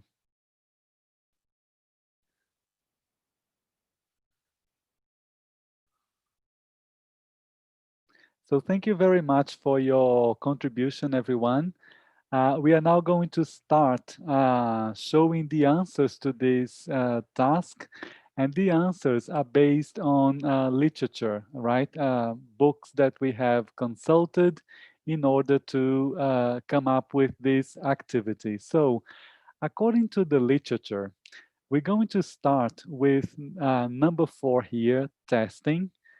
Testing is part of assessment. Actually, testing is one of the many ways we can use to assess learners. So we can assess learners through tests, but we can also assess learners through other activities, for example, projects, uh, for example, small, short tasks or more elaborate tasks. We can assess learners through portfolio. We can get learners to assess peers. So peer assessment is one way of assessing learners. We can also promote activities where learners can assess themselves. So self-assessment is another way involved in assessment. So testing is part of assessment, but it's not the only means of assessing learners. It's one of the means that we can use. Assessment is part of teaching. I mean, everything that we teach means that at some point we need to assess learners in order to ensure that what we are doing is actually being learned and learners are developing certain skills. So assessment and teaching always walk hand in hand. So when we look at the circles from this perspective, we see that teaching works together with assessment because you need assessment not only to provide feedback to learners, but also you can get feedback from assessment for your teaching practice, right? So assessment gives feedback to the different stakeholders involved, to teachers, to learners, to schools, etc. And testing is only one of the ways to assess learners. Evaluation, on the other hand, is not, even though it is quite similar to assessment. And if you are speakers of Portuguese, you have here a case of false friends or a false cognate. Evaluation is not the same as assessment. Assessment is what we do to our learners. We assess our learners, right? Evaluation is different. Evaluation is something that we teachers or school coordinators or exam boards or government departments can do to teaching, to learning, to assessment, to materials, etc. So as teachers, we can evaluate our teaching. We can be critical about our teaching. We can collect information because we have another teacher observing our classes, or because we are taking a course, a professional development course, and we have an external observer in our classes evaluating our teaching. As teachers, we can evaluate our assessment practices. That is, we can be critical about our assessment practices in terms of checking whether or not the assessment instruments or activities are appropriate or not for our learners, right? And also, as teachers, we can evaluate other things apart from teaching and assessment. We can evaluate the quality and appropriateness of course materials. For example, we can evaluate the curriculum and decide whether or not we need to make changes to the curriculum. And of course, other stakeholders can be involved in evaluation, but it's not synonymous to assessment. So what we are trying to do here is making sure that we don't use them interchangeably. As teachers, we assess learners, but as teachers, we evaluate our teaching. We evaluate the quality of our assessment instruments, our tests, our activities, the way we keep records of students' progress, etc. But it's not synonymous to assessment. So it's good to start the SIG clarifying those terms, right? Now we are going to start from the beginning, the history of assessment with César Barreto.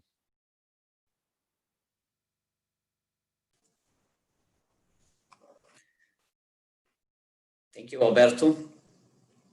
So hello everyone, I'm César again. I was a bit quiet throughout the presentation, so you remember me.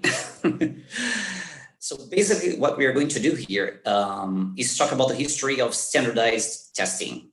Basically tests, formal tests, because as Alberto has just mentioned, and we all know, for a very, very long time, test was synonymous with assessment, although it's clearly not the same thing. So just to open the floor, I'd like to pose a little question here to everyone. If you could answer to it on YouTube, that would be amazing. Oops, I just have to click it here. Let's see. Yes.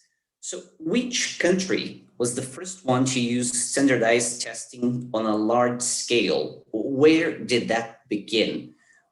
Would anyone guess? And Alberto, if you could tell me if our participants are answering, that would be amazing. Okay, I'll be checking on the chat, right? Yeah, I'll just give it 2 seconds, like. If there is no answer, I'll answer myself.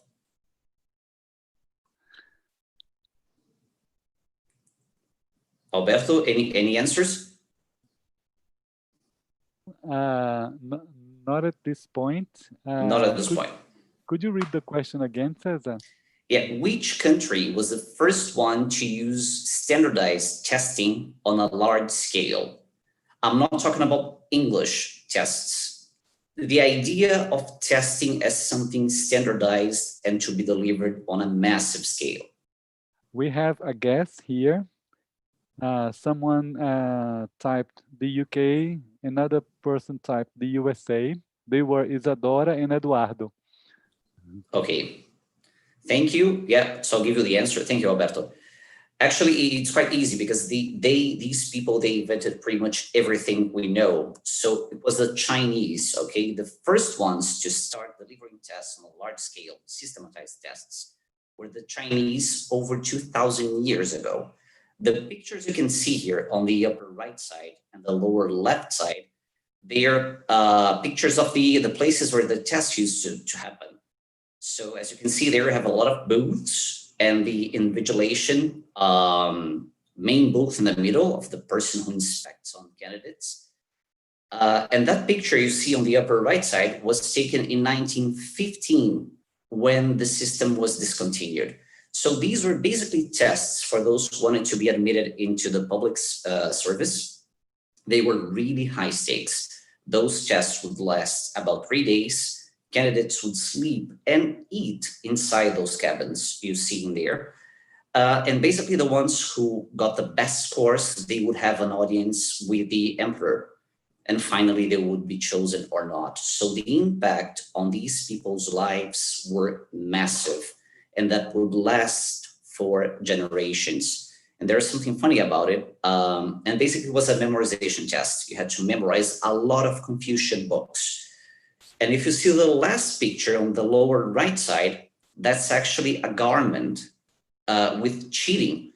It's a monument to cheating. So basically one of the candidates wrote as much as he could on his garment, and then that piece of garment would pass over to other generations. It would stay in the same family for a long time. So really, really high stakes. But then let's move all the way forward. Let's go to the 17th century. The Jesuits, they learned from the Chinese. And all the way back there in the 17th century, they took the learning they got from the Chinese and implemented that in Europe. At the time, the Jesuits had a network of about 500 schools with the same curriculum. So that's the first time we see standardized testing in the Western Hemisphere. Then the British would learn from the Chinese, and they would start delivering the very first English tests. But those tests, which were delivered by Cambridge, by the way, the University of Cambridge developed those, they were delivered for native speakers, basically sons and daughters of colony administrators who would eventually study in Great Britain. So they would take those tests in those colonies. And then eventually, when you go all the way to the 20th century, then we see the first English tests being developed and delivered for non-native speakers. Quick question. I give you the date. I said it's the 20th century, but what was the first English test that was delivered to non-native speakers? Would anyone guess? You can use the chat box, and Alberto can tell me if anyone has taken their chances. Sure. Can you ask the question again, Cesar? Yeah, what was the first English test to be delivered to non-native speakers? This test exists until today.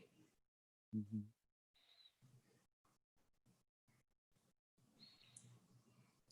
Any answers, Alberto? Not at this point. So Professor Douglas mentioned something. He mentioned CPE.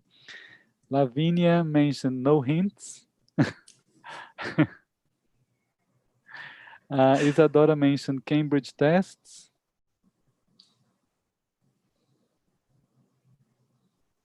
Okay, sorry, we have good guests. Yeah. We do. Yeah, so thank you. Yes, so it's basically Cambridge and it's the CPE, okay? It's the CPE that was first delivered in 1913, if I'm not mistaken. It was a 12-hour test, basically with lots of essays, translations from and into German, English, German. Basically, 3 candidates applied for this test, took the very first CPE. Guess how many succeeded? None. Everyone failed. So basically, at this time, everyone, test developers realized that those tests had to be improved somehow. However, at the same time, Cambridge is adapting its own tests. The Americans on the other side of the Atlantic join the race. So what happens is, basically the Americans, Cambridge would remain on improving its own tests. And the British system, I would say it's almost obsessed with productive skills, being able to test speaking and writing in a way which is reliable and valid, but at the same time, being able to deliver that on a large scale. And you can picture how difficult is that? How do you test speaking on a massive scale at the beginning of the 20th century, where recording and sending audios back and forth was not that simple? And then on the other side of the Atlantic, we have the Americans around the University of Columbia developing their own theory, which would eventually be called structuralism, which is which was and is very different from the British one. Basically, structuralism pledges that if you know the bits of knowledge that comprise a whole and you test those bits, that means you can do the whole. So I'm going to give you an example, driving. If I test you on your abilities to use the steering wheel independently from your abilities of using a brake and your knowledge of laws, traffic laws, if you succeed in those bits of tests, that means you can drive. That's the very root of structuralism. Therefore, the Americans would become obsessed with reliability, multiple tests, multiple question types. That was absolutely clear from the very beginning. So by the 40s, this difference was so blatant that this phenomenon would eventually be called the Atlantic Divide. The Americans, though, were a step further. They were the very first ones to be able to produce a test that would be delivered on industrial scale, which was the Cortis test you can see on the screen. And the British University of Cambridge will remain on improving its own tests, particularly CPE. In the 60s, yes, Alberto, please. Sorry to interrupt. Just check your microphone. Sometimes your voice becomes very low, okay? Is it better now? Yes. Okay, so I'll hold it like this. So then in the 60s, we have more people joining the club. ETS launches TOEFL, at the time 100% structuralist, and Cambridge launches ELTS, which would eventually become IELTS. But at the time, it was completely different because it tested English for specific purposes, so it was not general English. In the 80s, both systems converge. You would see the American test developers testing and being worried about productive skills, and the British adopting some of the elements that were typical of structuralism. So you would see, for example, those really famous tests being each time more similar. In the 90s, there is a dramatic fragmentation of the standardized testing market on the planet. Basically, you see a lot of local initiatives, particularly in Asia, of countries, associations, or groups of countries developing their own tests.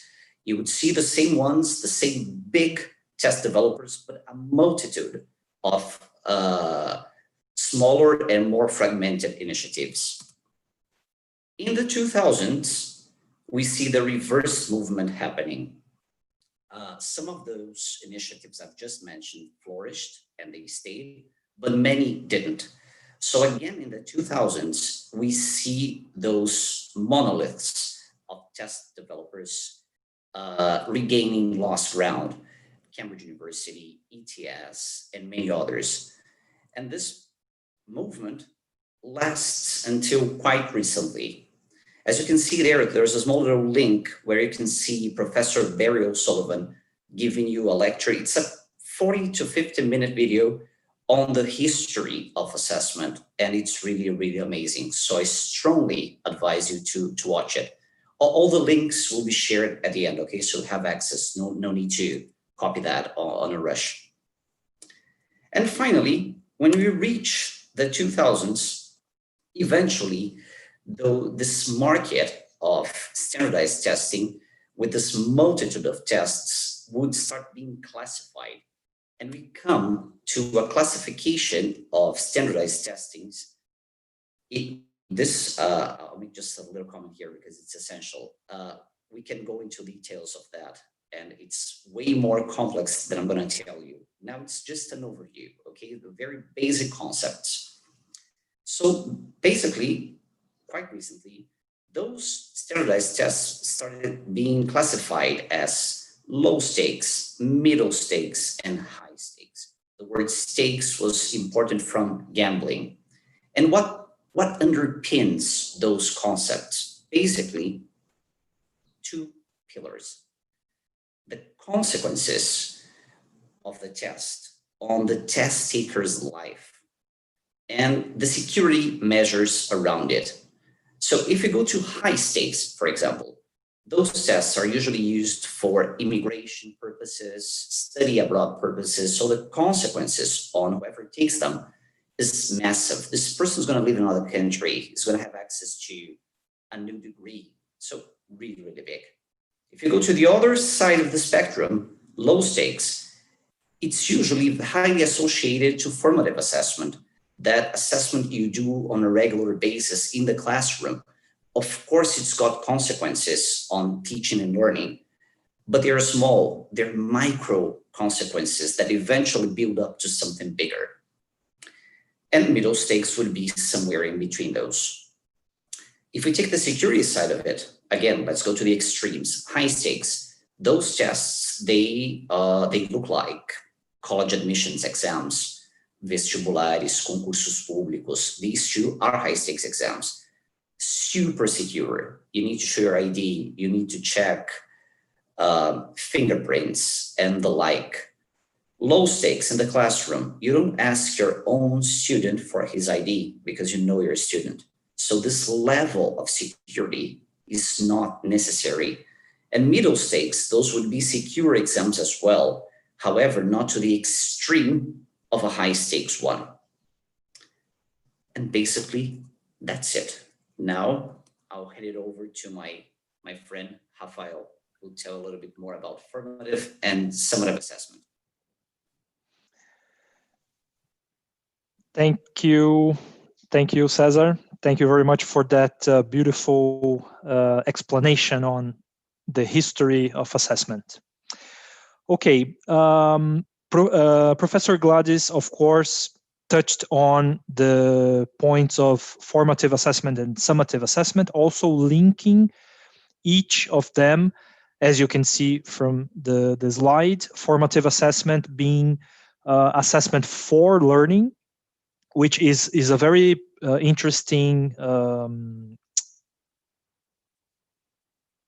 connection with the word for, and also summative assessment is the idea of assessment of learning. Okay, so I would just like to recap on this point. And on the image that you can see there is actually the application. So there was a question on being practical. I mean, here we do have a slide where we have both the theory and the practicality in the classroom of how teachers are going to implement this. Okay, so on the image on the right, I think you can all see that we do have the points or the starting point where the learners are going. Okay, so here it's from the assessment perspective, it's very important for the learner to know where he's going. Okay, sometimes we do have a course book in our hands, we start a program, but the students feel a little bit lost as the program progresses. So one thing that is extremely important, and I will call the attention to this word, is the word awareness. Okay, the student should be aware of what the program is all about, what are the steps or what is involved in this specific program, and where he is moving towards. Okay, is it like a goal that is super, I don't know, maybe difficult? Is it something that is a little bit more flexible in terms of even assessment and the standards? Okay, so again, here you can read there, it's sharing learning intentions and success criteria, because how many times, and this is not to point the fingers, how many times have we as teachers and have we as learners learned maybe the criteria or the intentions of the learning process when we just got maybe the test or a formal kind of assessment? Okay, so again, very important for the teacher to have specific goals and have clear information on where the student is going. Okay, the teacher needs to know that, and the students also need to have those pieces of information very clear. Okay, all right. Sorry, Cesar, can you return to the previous slide, please? Thank you so much. Okay. And since we spoke about, and Professor Gladys also spoke about diagnostic test, it is extremely important to know where the students are right now, okay?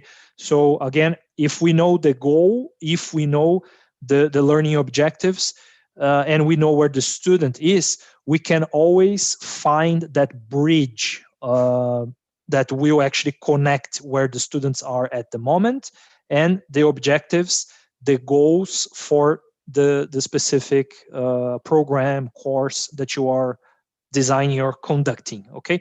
So again here, and another word that is very important is gaining evidence of the learning process, okay?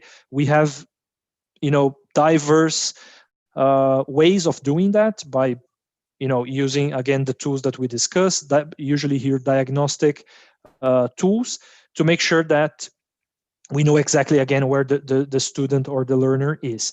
And again, if I know where my learner is, if I know where he needs to go, again, the next step in that cycle is how can we get there? What is the bridge that we are going to use? Is it going to be a very complex tool? Is it going to be something very simple that I am going to offer to the students? And if something maybe goes wrong and we don't find evidence of that specific ability being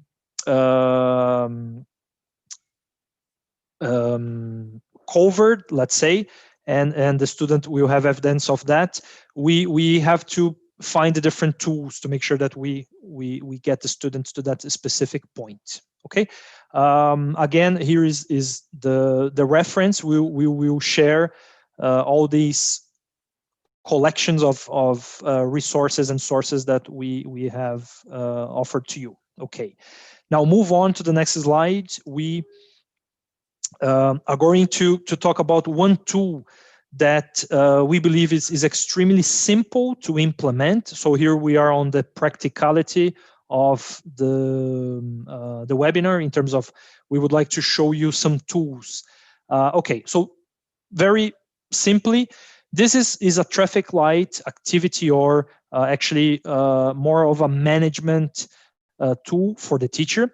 You, of course, as you can see, you have the number of the student, the names, the skills here. So again, the criteria that was selected here was actually the 4 skills. So we have speaking, listening, reading, and writing. But you can change those guidelines or those references according to your group, according to actually group in terms of if you're teaching in a private school, a private language school, if you're teaching kids, teens, or adults. So you can choose different kinds of references so you can guide yourself as a teacher, and you can actually apply and develop the same skills based on this cycle of revision and checking up against, again, the program. Okay, and here so again, it's something extremely simple in that sense. You identify students that are in the yellow phase, let's say. Okay, so here maybe you have 2 skills that are green, and then 2 skills that are red. So the question is, let's not forget about the skills that are green, and how can I foster, how can I maintain, possibly how can I even improve those skills that are green. And based on the skills that are red, what can I do as a teacher, or how can I bring awareness to this student that he maybe is lacking in development in terms of listening and reading, for the example here of Peter. Okay, so here we have, for instance, Peter and Maria as yellow, and then we have Paula, that everything's going well, her skills are developing, everything is green for speaking, listening, reading, and writing. And again, you have been checking this systematically, and you know that Paula is either keeping a balance among the skills, or she is improving. So again, she is a green regarding or according to the traffic light. And then, for instance, Andrew has done quite well in listening, but on the other hand, in terms of productive skills, mainly speaking and writing, he's not doing so well. And the reading is also a little bit, there is actually room for improvement. So you identify Andrew as a red, so something as an alert, as a warning. I mean, there is intervention to be made with Andrew. Okay, and again, so this is a very simple strategy. You can use this in an Excel file, and the only true tip that we have regarding this is that you are systematic and that you check the same skill or the same criteria according to the progress that you want to see. Okay, don't lose sight of this, please. What I'm saying is, maybe sometimes we start with the traffic light talking about the 4 skills, and then as the program progresses, you choose to start checking just grammar and vocabulary. So you have one, criterion based on the 4 skills, and then another criterion based on grammar and vocabulary, which is fine. But again, we should check things against similar guidelines and similar skills that we want to develop with our students. Okay, so again, traffic light, something very simple. You can start putting this into practice maybe tomorrow, Monday, or maybe in a time very soon. And of course, you can change the skills, for instance, that I'm using here. But it's important to have this system where you check. Okay, are they developing? Are they possibly stuck in the same place, or are they really lower compared to the same check that I did a couple of months ago, last year, and so on? It's good to have a concise group. And of course, the more information you have this over the years, you will be able to check, Peter, for instance, and Maria, if they have been with you for 1, 2, or 3 years. Okay. So I think we can move on. And if you have any questions about the traffic light, we will answer towards the end. Thank you, Rafael. This was very enlightening. Well, in this, we are heading towards the last part of this presentation. When we're talking about assessment, language assessment nowadays, we cannot talk about language assessment without making reference to the Common European Framework of Reference, right? So before I start telling you about the Common European Framework of Reference, since this is widely known by many professionals, I have a question for you to post in the chat. How many languages nowadays have been mapped to the Common European Framework of Reference? Can you guess a number? How many languages have been mapped to the Common European Framework? You don't have to be exact. You can put maybe 10 plus, meaning more than 10, or 20 plus, meaning more than 20. I mean, how many languages do you think are now mapped to the Common European Framework of Reference? The reason why I'm asking you to post this number in the chat, it's because the CEFR, as we know it, has been present in our lives for almost 20 years now. And ever since the CEFR became live, there was huge impact in language learning and teaching and assessment in many different ways. There was impact on curriculum, so course books became aligned to the Common European Framework levels. Assessment also went through changes and reforms so that they would be better aligned to the Common European Framework, and so that they could also report candidates' performance according to the Common European Framework descriptors, language teaching, especially learning objectives, also were also impacted by the Common European Framework. And the main reason being is that there was a time when the notion of levels was blurred among countries and places. So, for example, before the Common European Framework, a student completing an intermediate level in an additional language in Brazil would be different from an intermediate level learner somewhere else in another city or in another country. So when the Common European Framework became live, all of those things were reorganized. And so nowadays, we have a better notion of what levels represent in languages. Well, I can see here that some people posted their guesses, 15 plus languages, 10 plus languages. Well, one of the, I would say, expectations or myths about the Common European Framework is that this is related to the English language. No, it's not. Actually, at the moment, there are more than 40 languages mapped to the Common European Framework of Reference. What does that mean? Chances are that whatever modern additional language you want to acquire or you want to formally learn, they will be mapped to the CFR. So your levels will be described using those letters and numbers that we can see here on the slide. Level A1, A2, B1, B2, C1, C2. So this has been in place since 2001.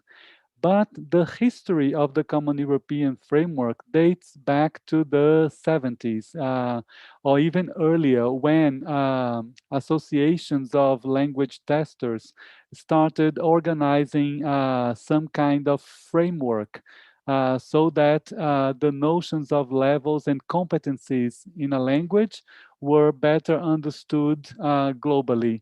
So we had, for example, for example, the ALTE, that is the Association of Language Testers in Europe, that was one of the leading institutions organizing this research and leading this research that led to the CFR. There was a point when they established certain levels, and then those levels that they established became known as the ALTE levels. And then in 2001, the ALTE levels became those letters and numbers that we can see here. And I'm telling you the history of the CFR in a nutshell, because we need to understand what the CFR means for us, and we want to move away from certain myths, right? So one of the myths is it's related to English. No, it's related to more than 40 different languages at the moment. It is the CFR, the document is available to anyone in different languages from the Council of Europe website. So the Common European Framework, what it is in practice, it provides a common basis for the elaboration of language syllabuses, curriculum, guidelines, examinations, textbooks, etc. Like I mentioned, all those things were impacted by the CFR in the early 2000s. So the framework described in a comprehensive way what language learners have to learn to do in order to use a language for communication, and what knowledge and skills they have to develop so as to be able to act effectively. And also, we have one more point here on the slide, Cesar, please. It defines levels of proficiency which allow learners' progress to be measured at each stage of learning and on a lifelong basis. So in the next slide, what we are going to see is the list of global descriptors for the Common European Framework. What we have is we have three big sections. They are called sections for the basic user, the independent user, and the proficient user. And for each of those sections, we have two levels, and each level means a vast number of competencies in the language. Another myth about the CFR is that the CFR tells you which grammar points learners need to learn in order to move from one level to the other. The CFR does not mention any grammar points. It is actually a document that has descriptors of performance in a foreign language. So for example, here we have the global descriptors in very, very small letters, but we are going to look in the next slides those different levels and their global descriptors. So for example, at level A1, we have some keywords highlighted here. For you to be at this level in a foreign language means that you can understand and use familiar everyday expressions. It doesn't say anything about grammar here. It says you can introduce yourself and others, and you can ask and answer questions about personal details in a simple way, and provided that the other person talks slowly and clearly. So it's all about competencies. Of course, those are the global descriptors, but for each level, you have detailed descriptors for each of the individual skills. So for reading, you have a set of descriptors, for listening, etc. Here we have the global descriptors for each level. So for example, at level A2, you can understand sentences and frequently used expressions of most immediate relevance. You can communicate in simple and routine tasks at this level. You can describe in simple terms aspects of your background. For example, moving on to level B1, we also have other key points. So here we have more expected performance, like you can produce simple connected text on topics which are familiar or of personal interest. You can describe experiences, ambitions, etc. At level B2, you already, I mean, if you are at this level in an additional language, it means you can understand a wide range of demanding longer texts. You can, for example, use language for social, academic, and professional purposes. So we are talking about someone who can already operate in those contexts like higher education, for example, or the world of work. Talking about complex subjects, level C1, you have many more competencies. So for example, you can understand and you can express ideas on complex subjects. Spontaneity is also expected in your communication. You can also interact without strain, either understanding or communicating messages. And at level C2, the highest level in the Common European Framework, things like producing clear, detailed text on a wide range of subjects and explain viewpoints on topical issues, advantages, disadvantages, etc. So the Common European Framework has mapped all those competencies in a language, and for each of those levels, you have the dedicated descriptors for each of the skills. So what I usually say is it is a long document. It is well worth having it as a clear reference. It's accessible for anyone to download and read the document.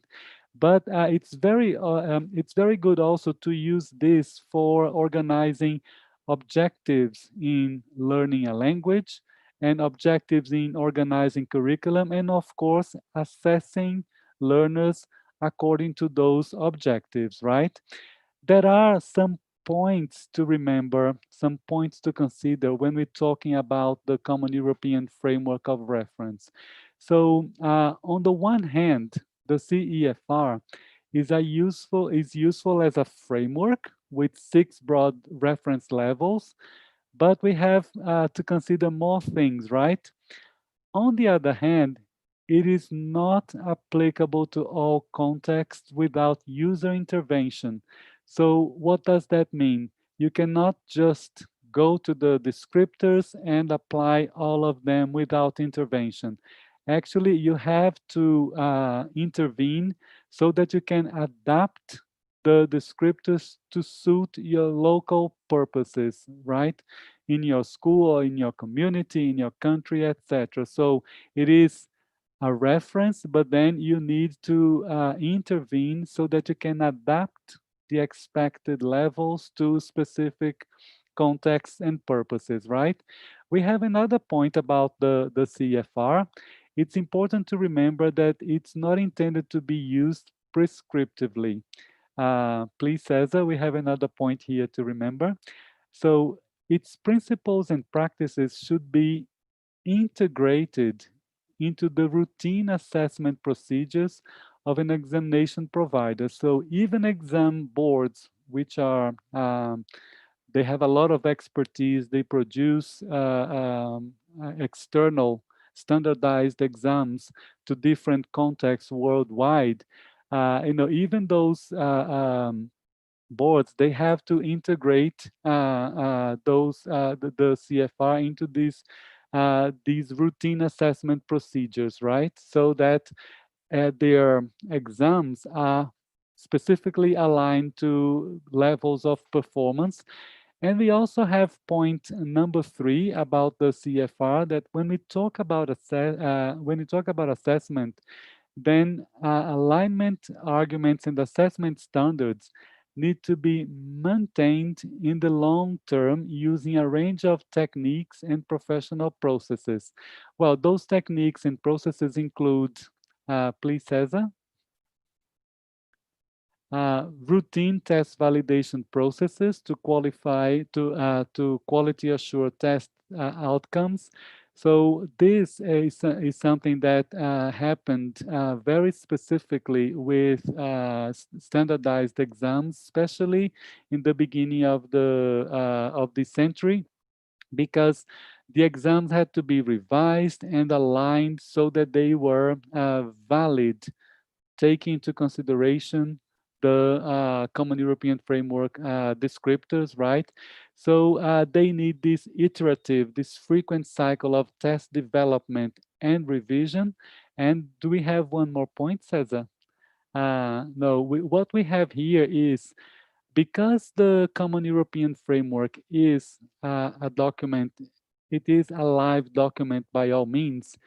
There was an addition to the original document, which addresses a number of points that are now part of our society, and they didn't used to be part of our society in 2001, for example.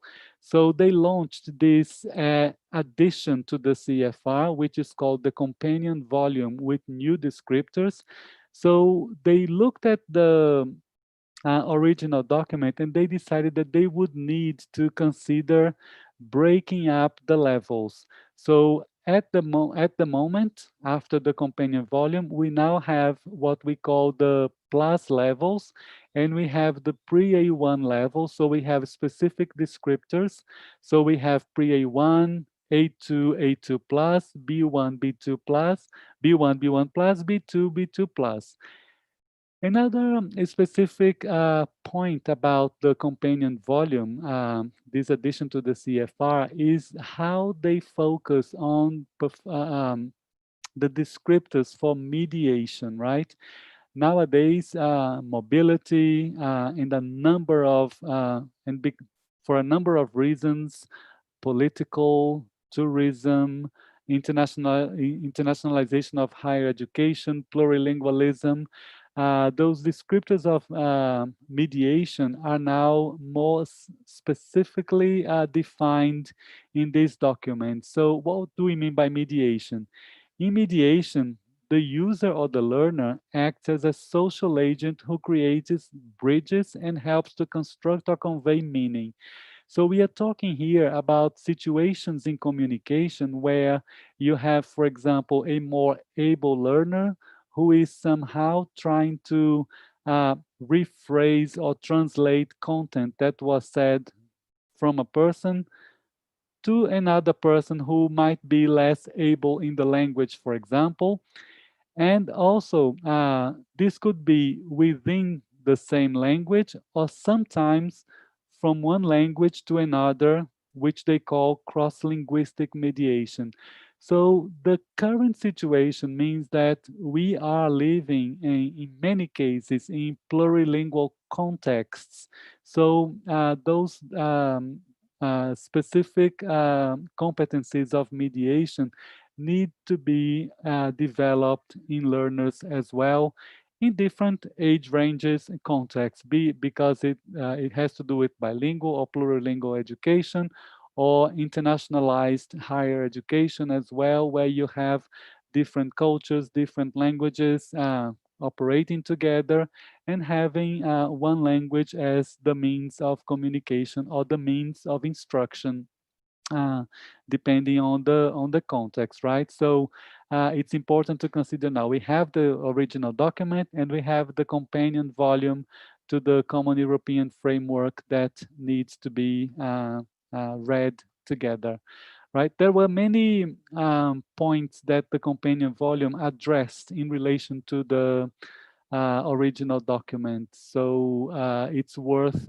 having a look. And in the upcoming events from the assessment special interest groups, we are going to tackle those specific issues in more depth, right? So Cesar, what do we have next? We have here a set of references for you to consult. The recording will be available for you, and I am here, like Cesar and Rafael. We are open to questions if you have any, and please let me know, guys, how the chat is going in terms of questions.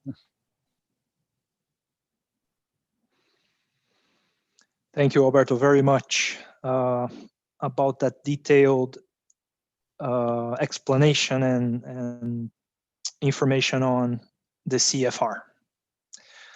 So again, we are open to questions in case you have them.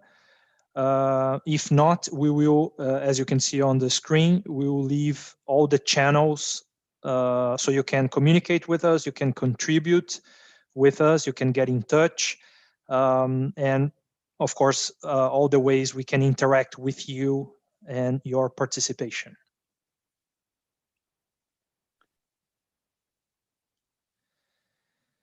We have some comments here in the chat, like Valdomiro Arantes mentioned that we must have a made in Brazil Latin American framework. And then Professor Douglas mentions that there is a proposed framework for Latin America that has been developed by a group chaired by Professor Dr. José Carlos Paes de Almeida Filho from University of Brasilia. And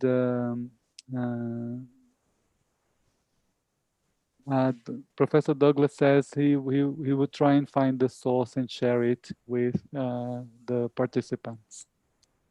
Thank you very much. That's very important. Of course, I think I'm going to connect what Professor Gladys said. The more resources we have, the more interconnectivity we have among the resources. I think we do have more information, we do have more connections to possibly make better conclusions. And of course, as again, Professor Gladys mentioned, she was very glad to see that there is a level of adaptation. And of course, all the exams, when they are tested, when they are tried, they take into account people who speak different languages, right? So again, here in Latin America, we are the only country that speak Portuguese.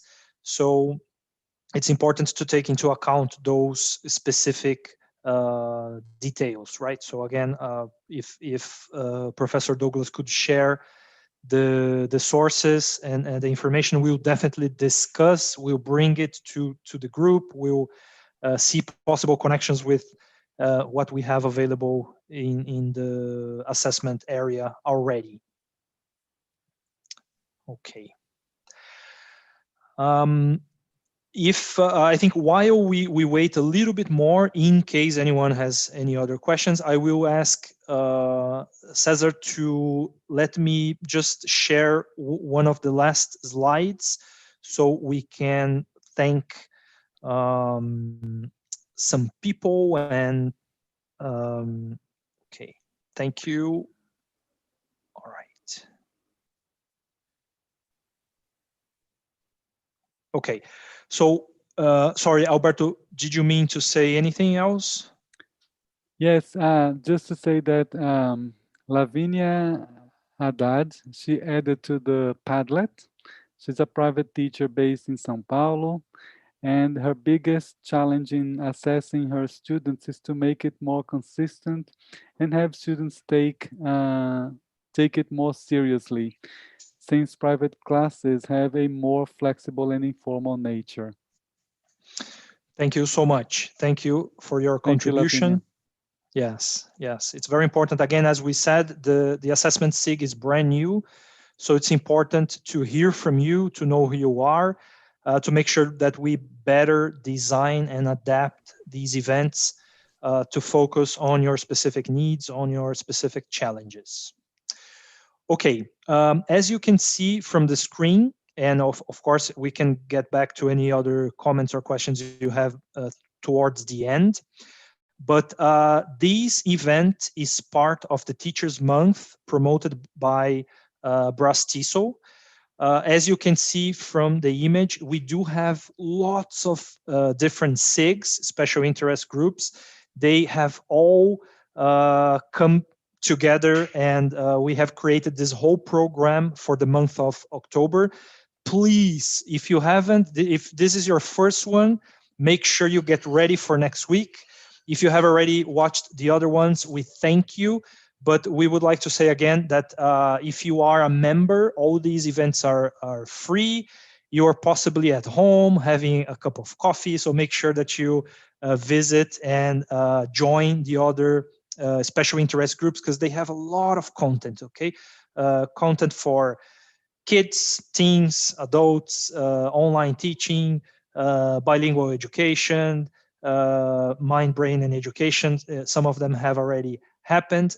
So make sure that you see the program towards the end of the month of October to check what else is available. I'm sure you will benefit a lot from this series of events that has actually been marvelous. I, as a speaker or as an organizer, I have learned so much.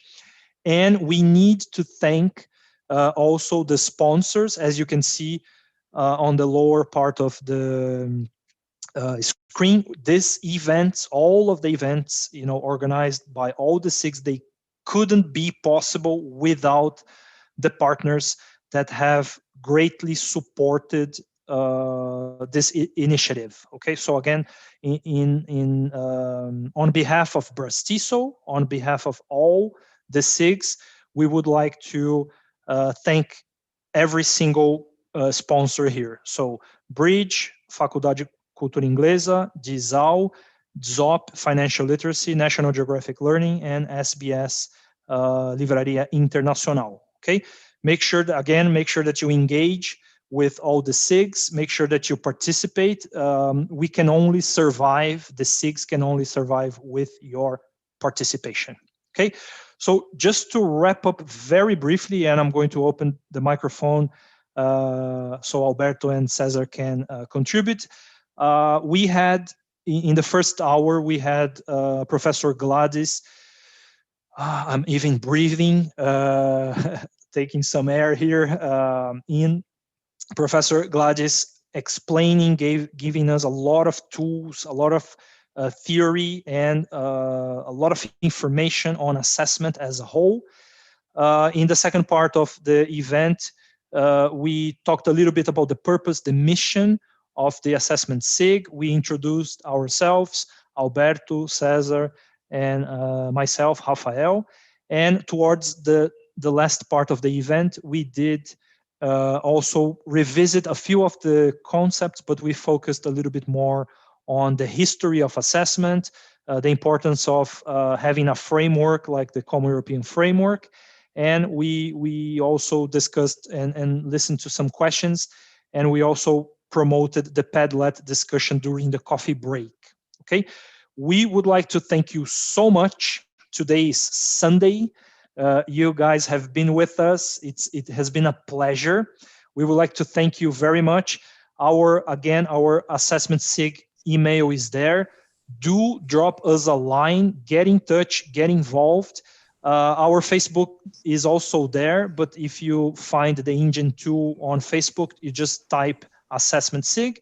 And the same thing regarding YouTube. If you just type assessment SIG within the channel from BRAZ-TESOL, you will be able to find us, and this recording will be there very soon.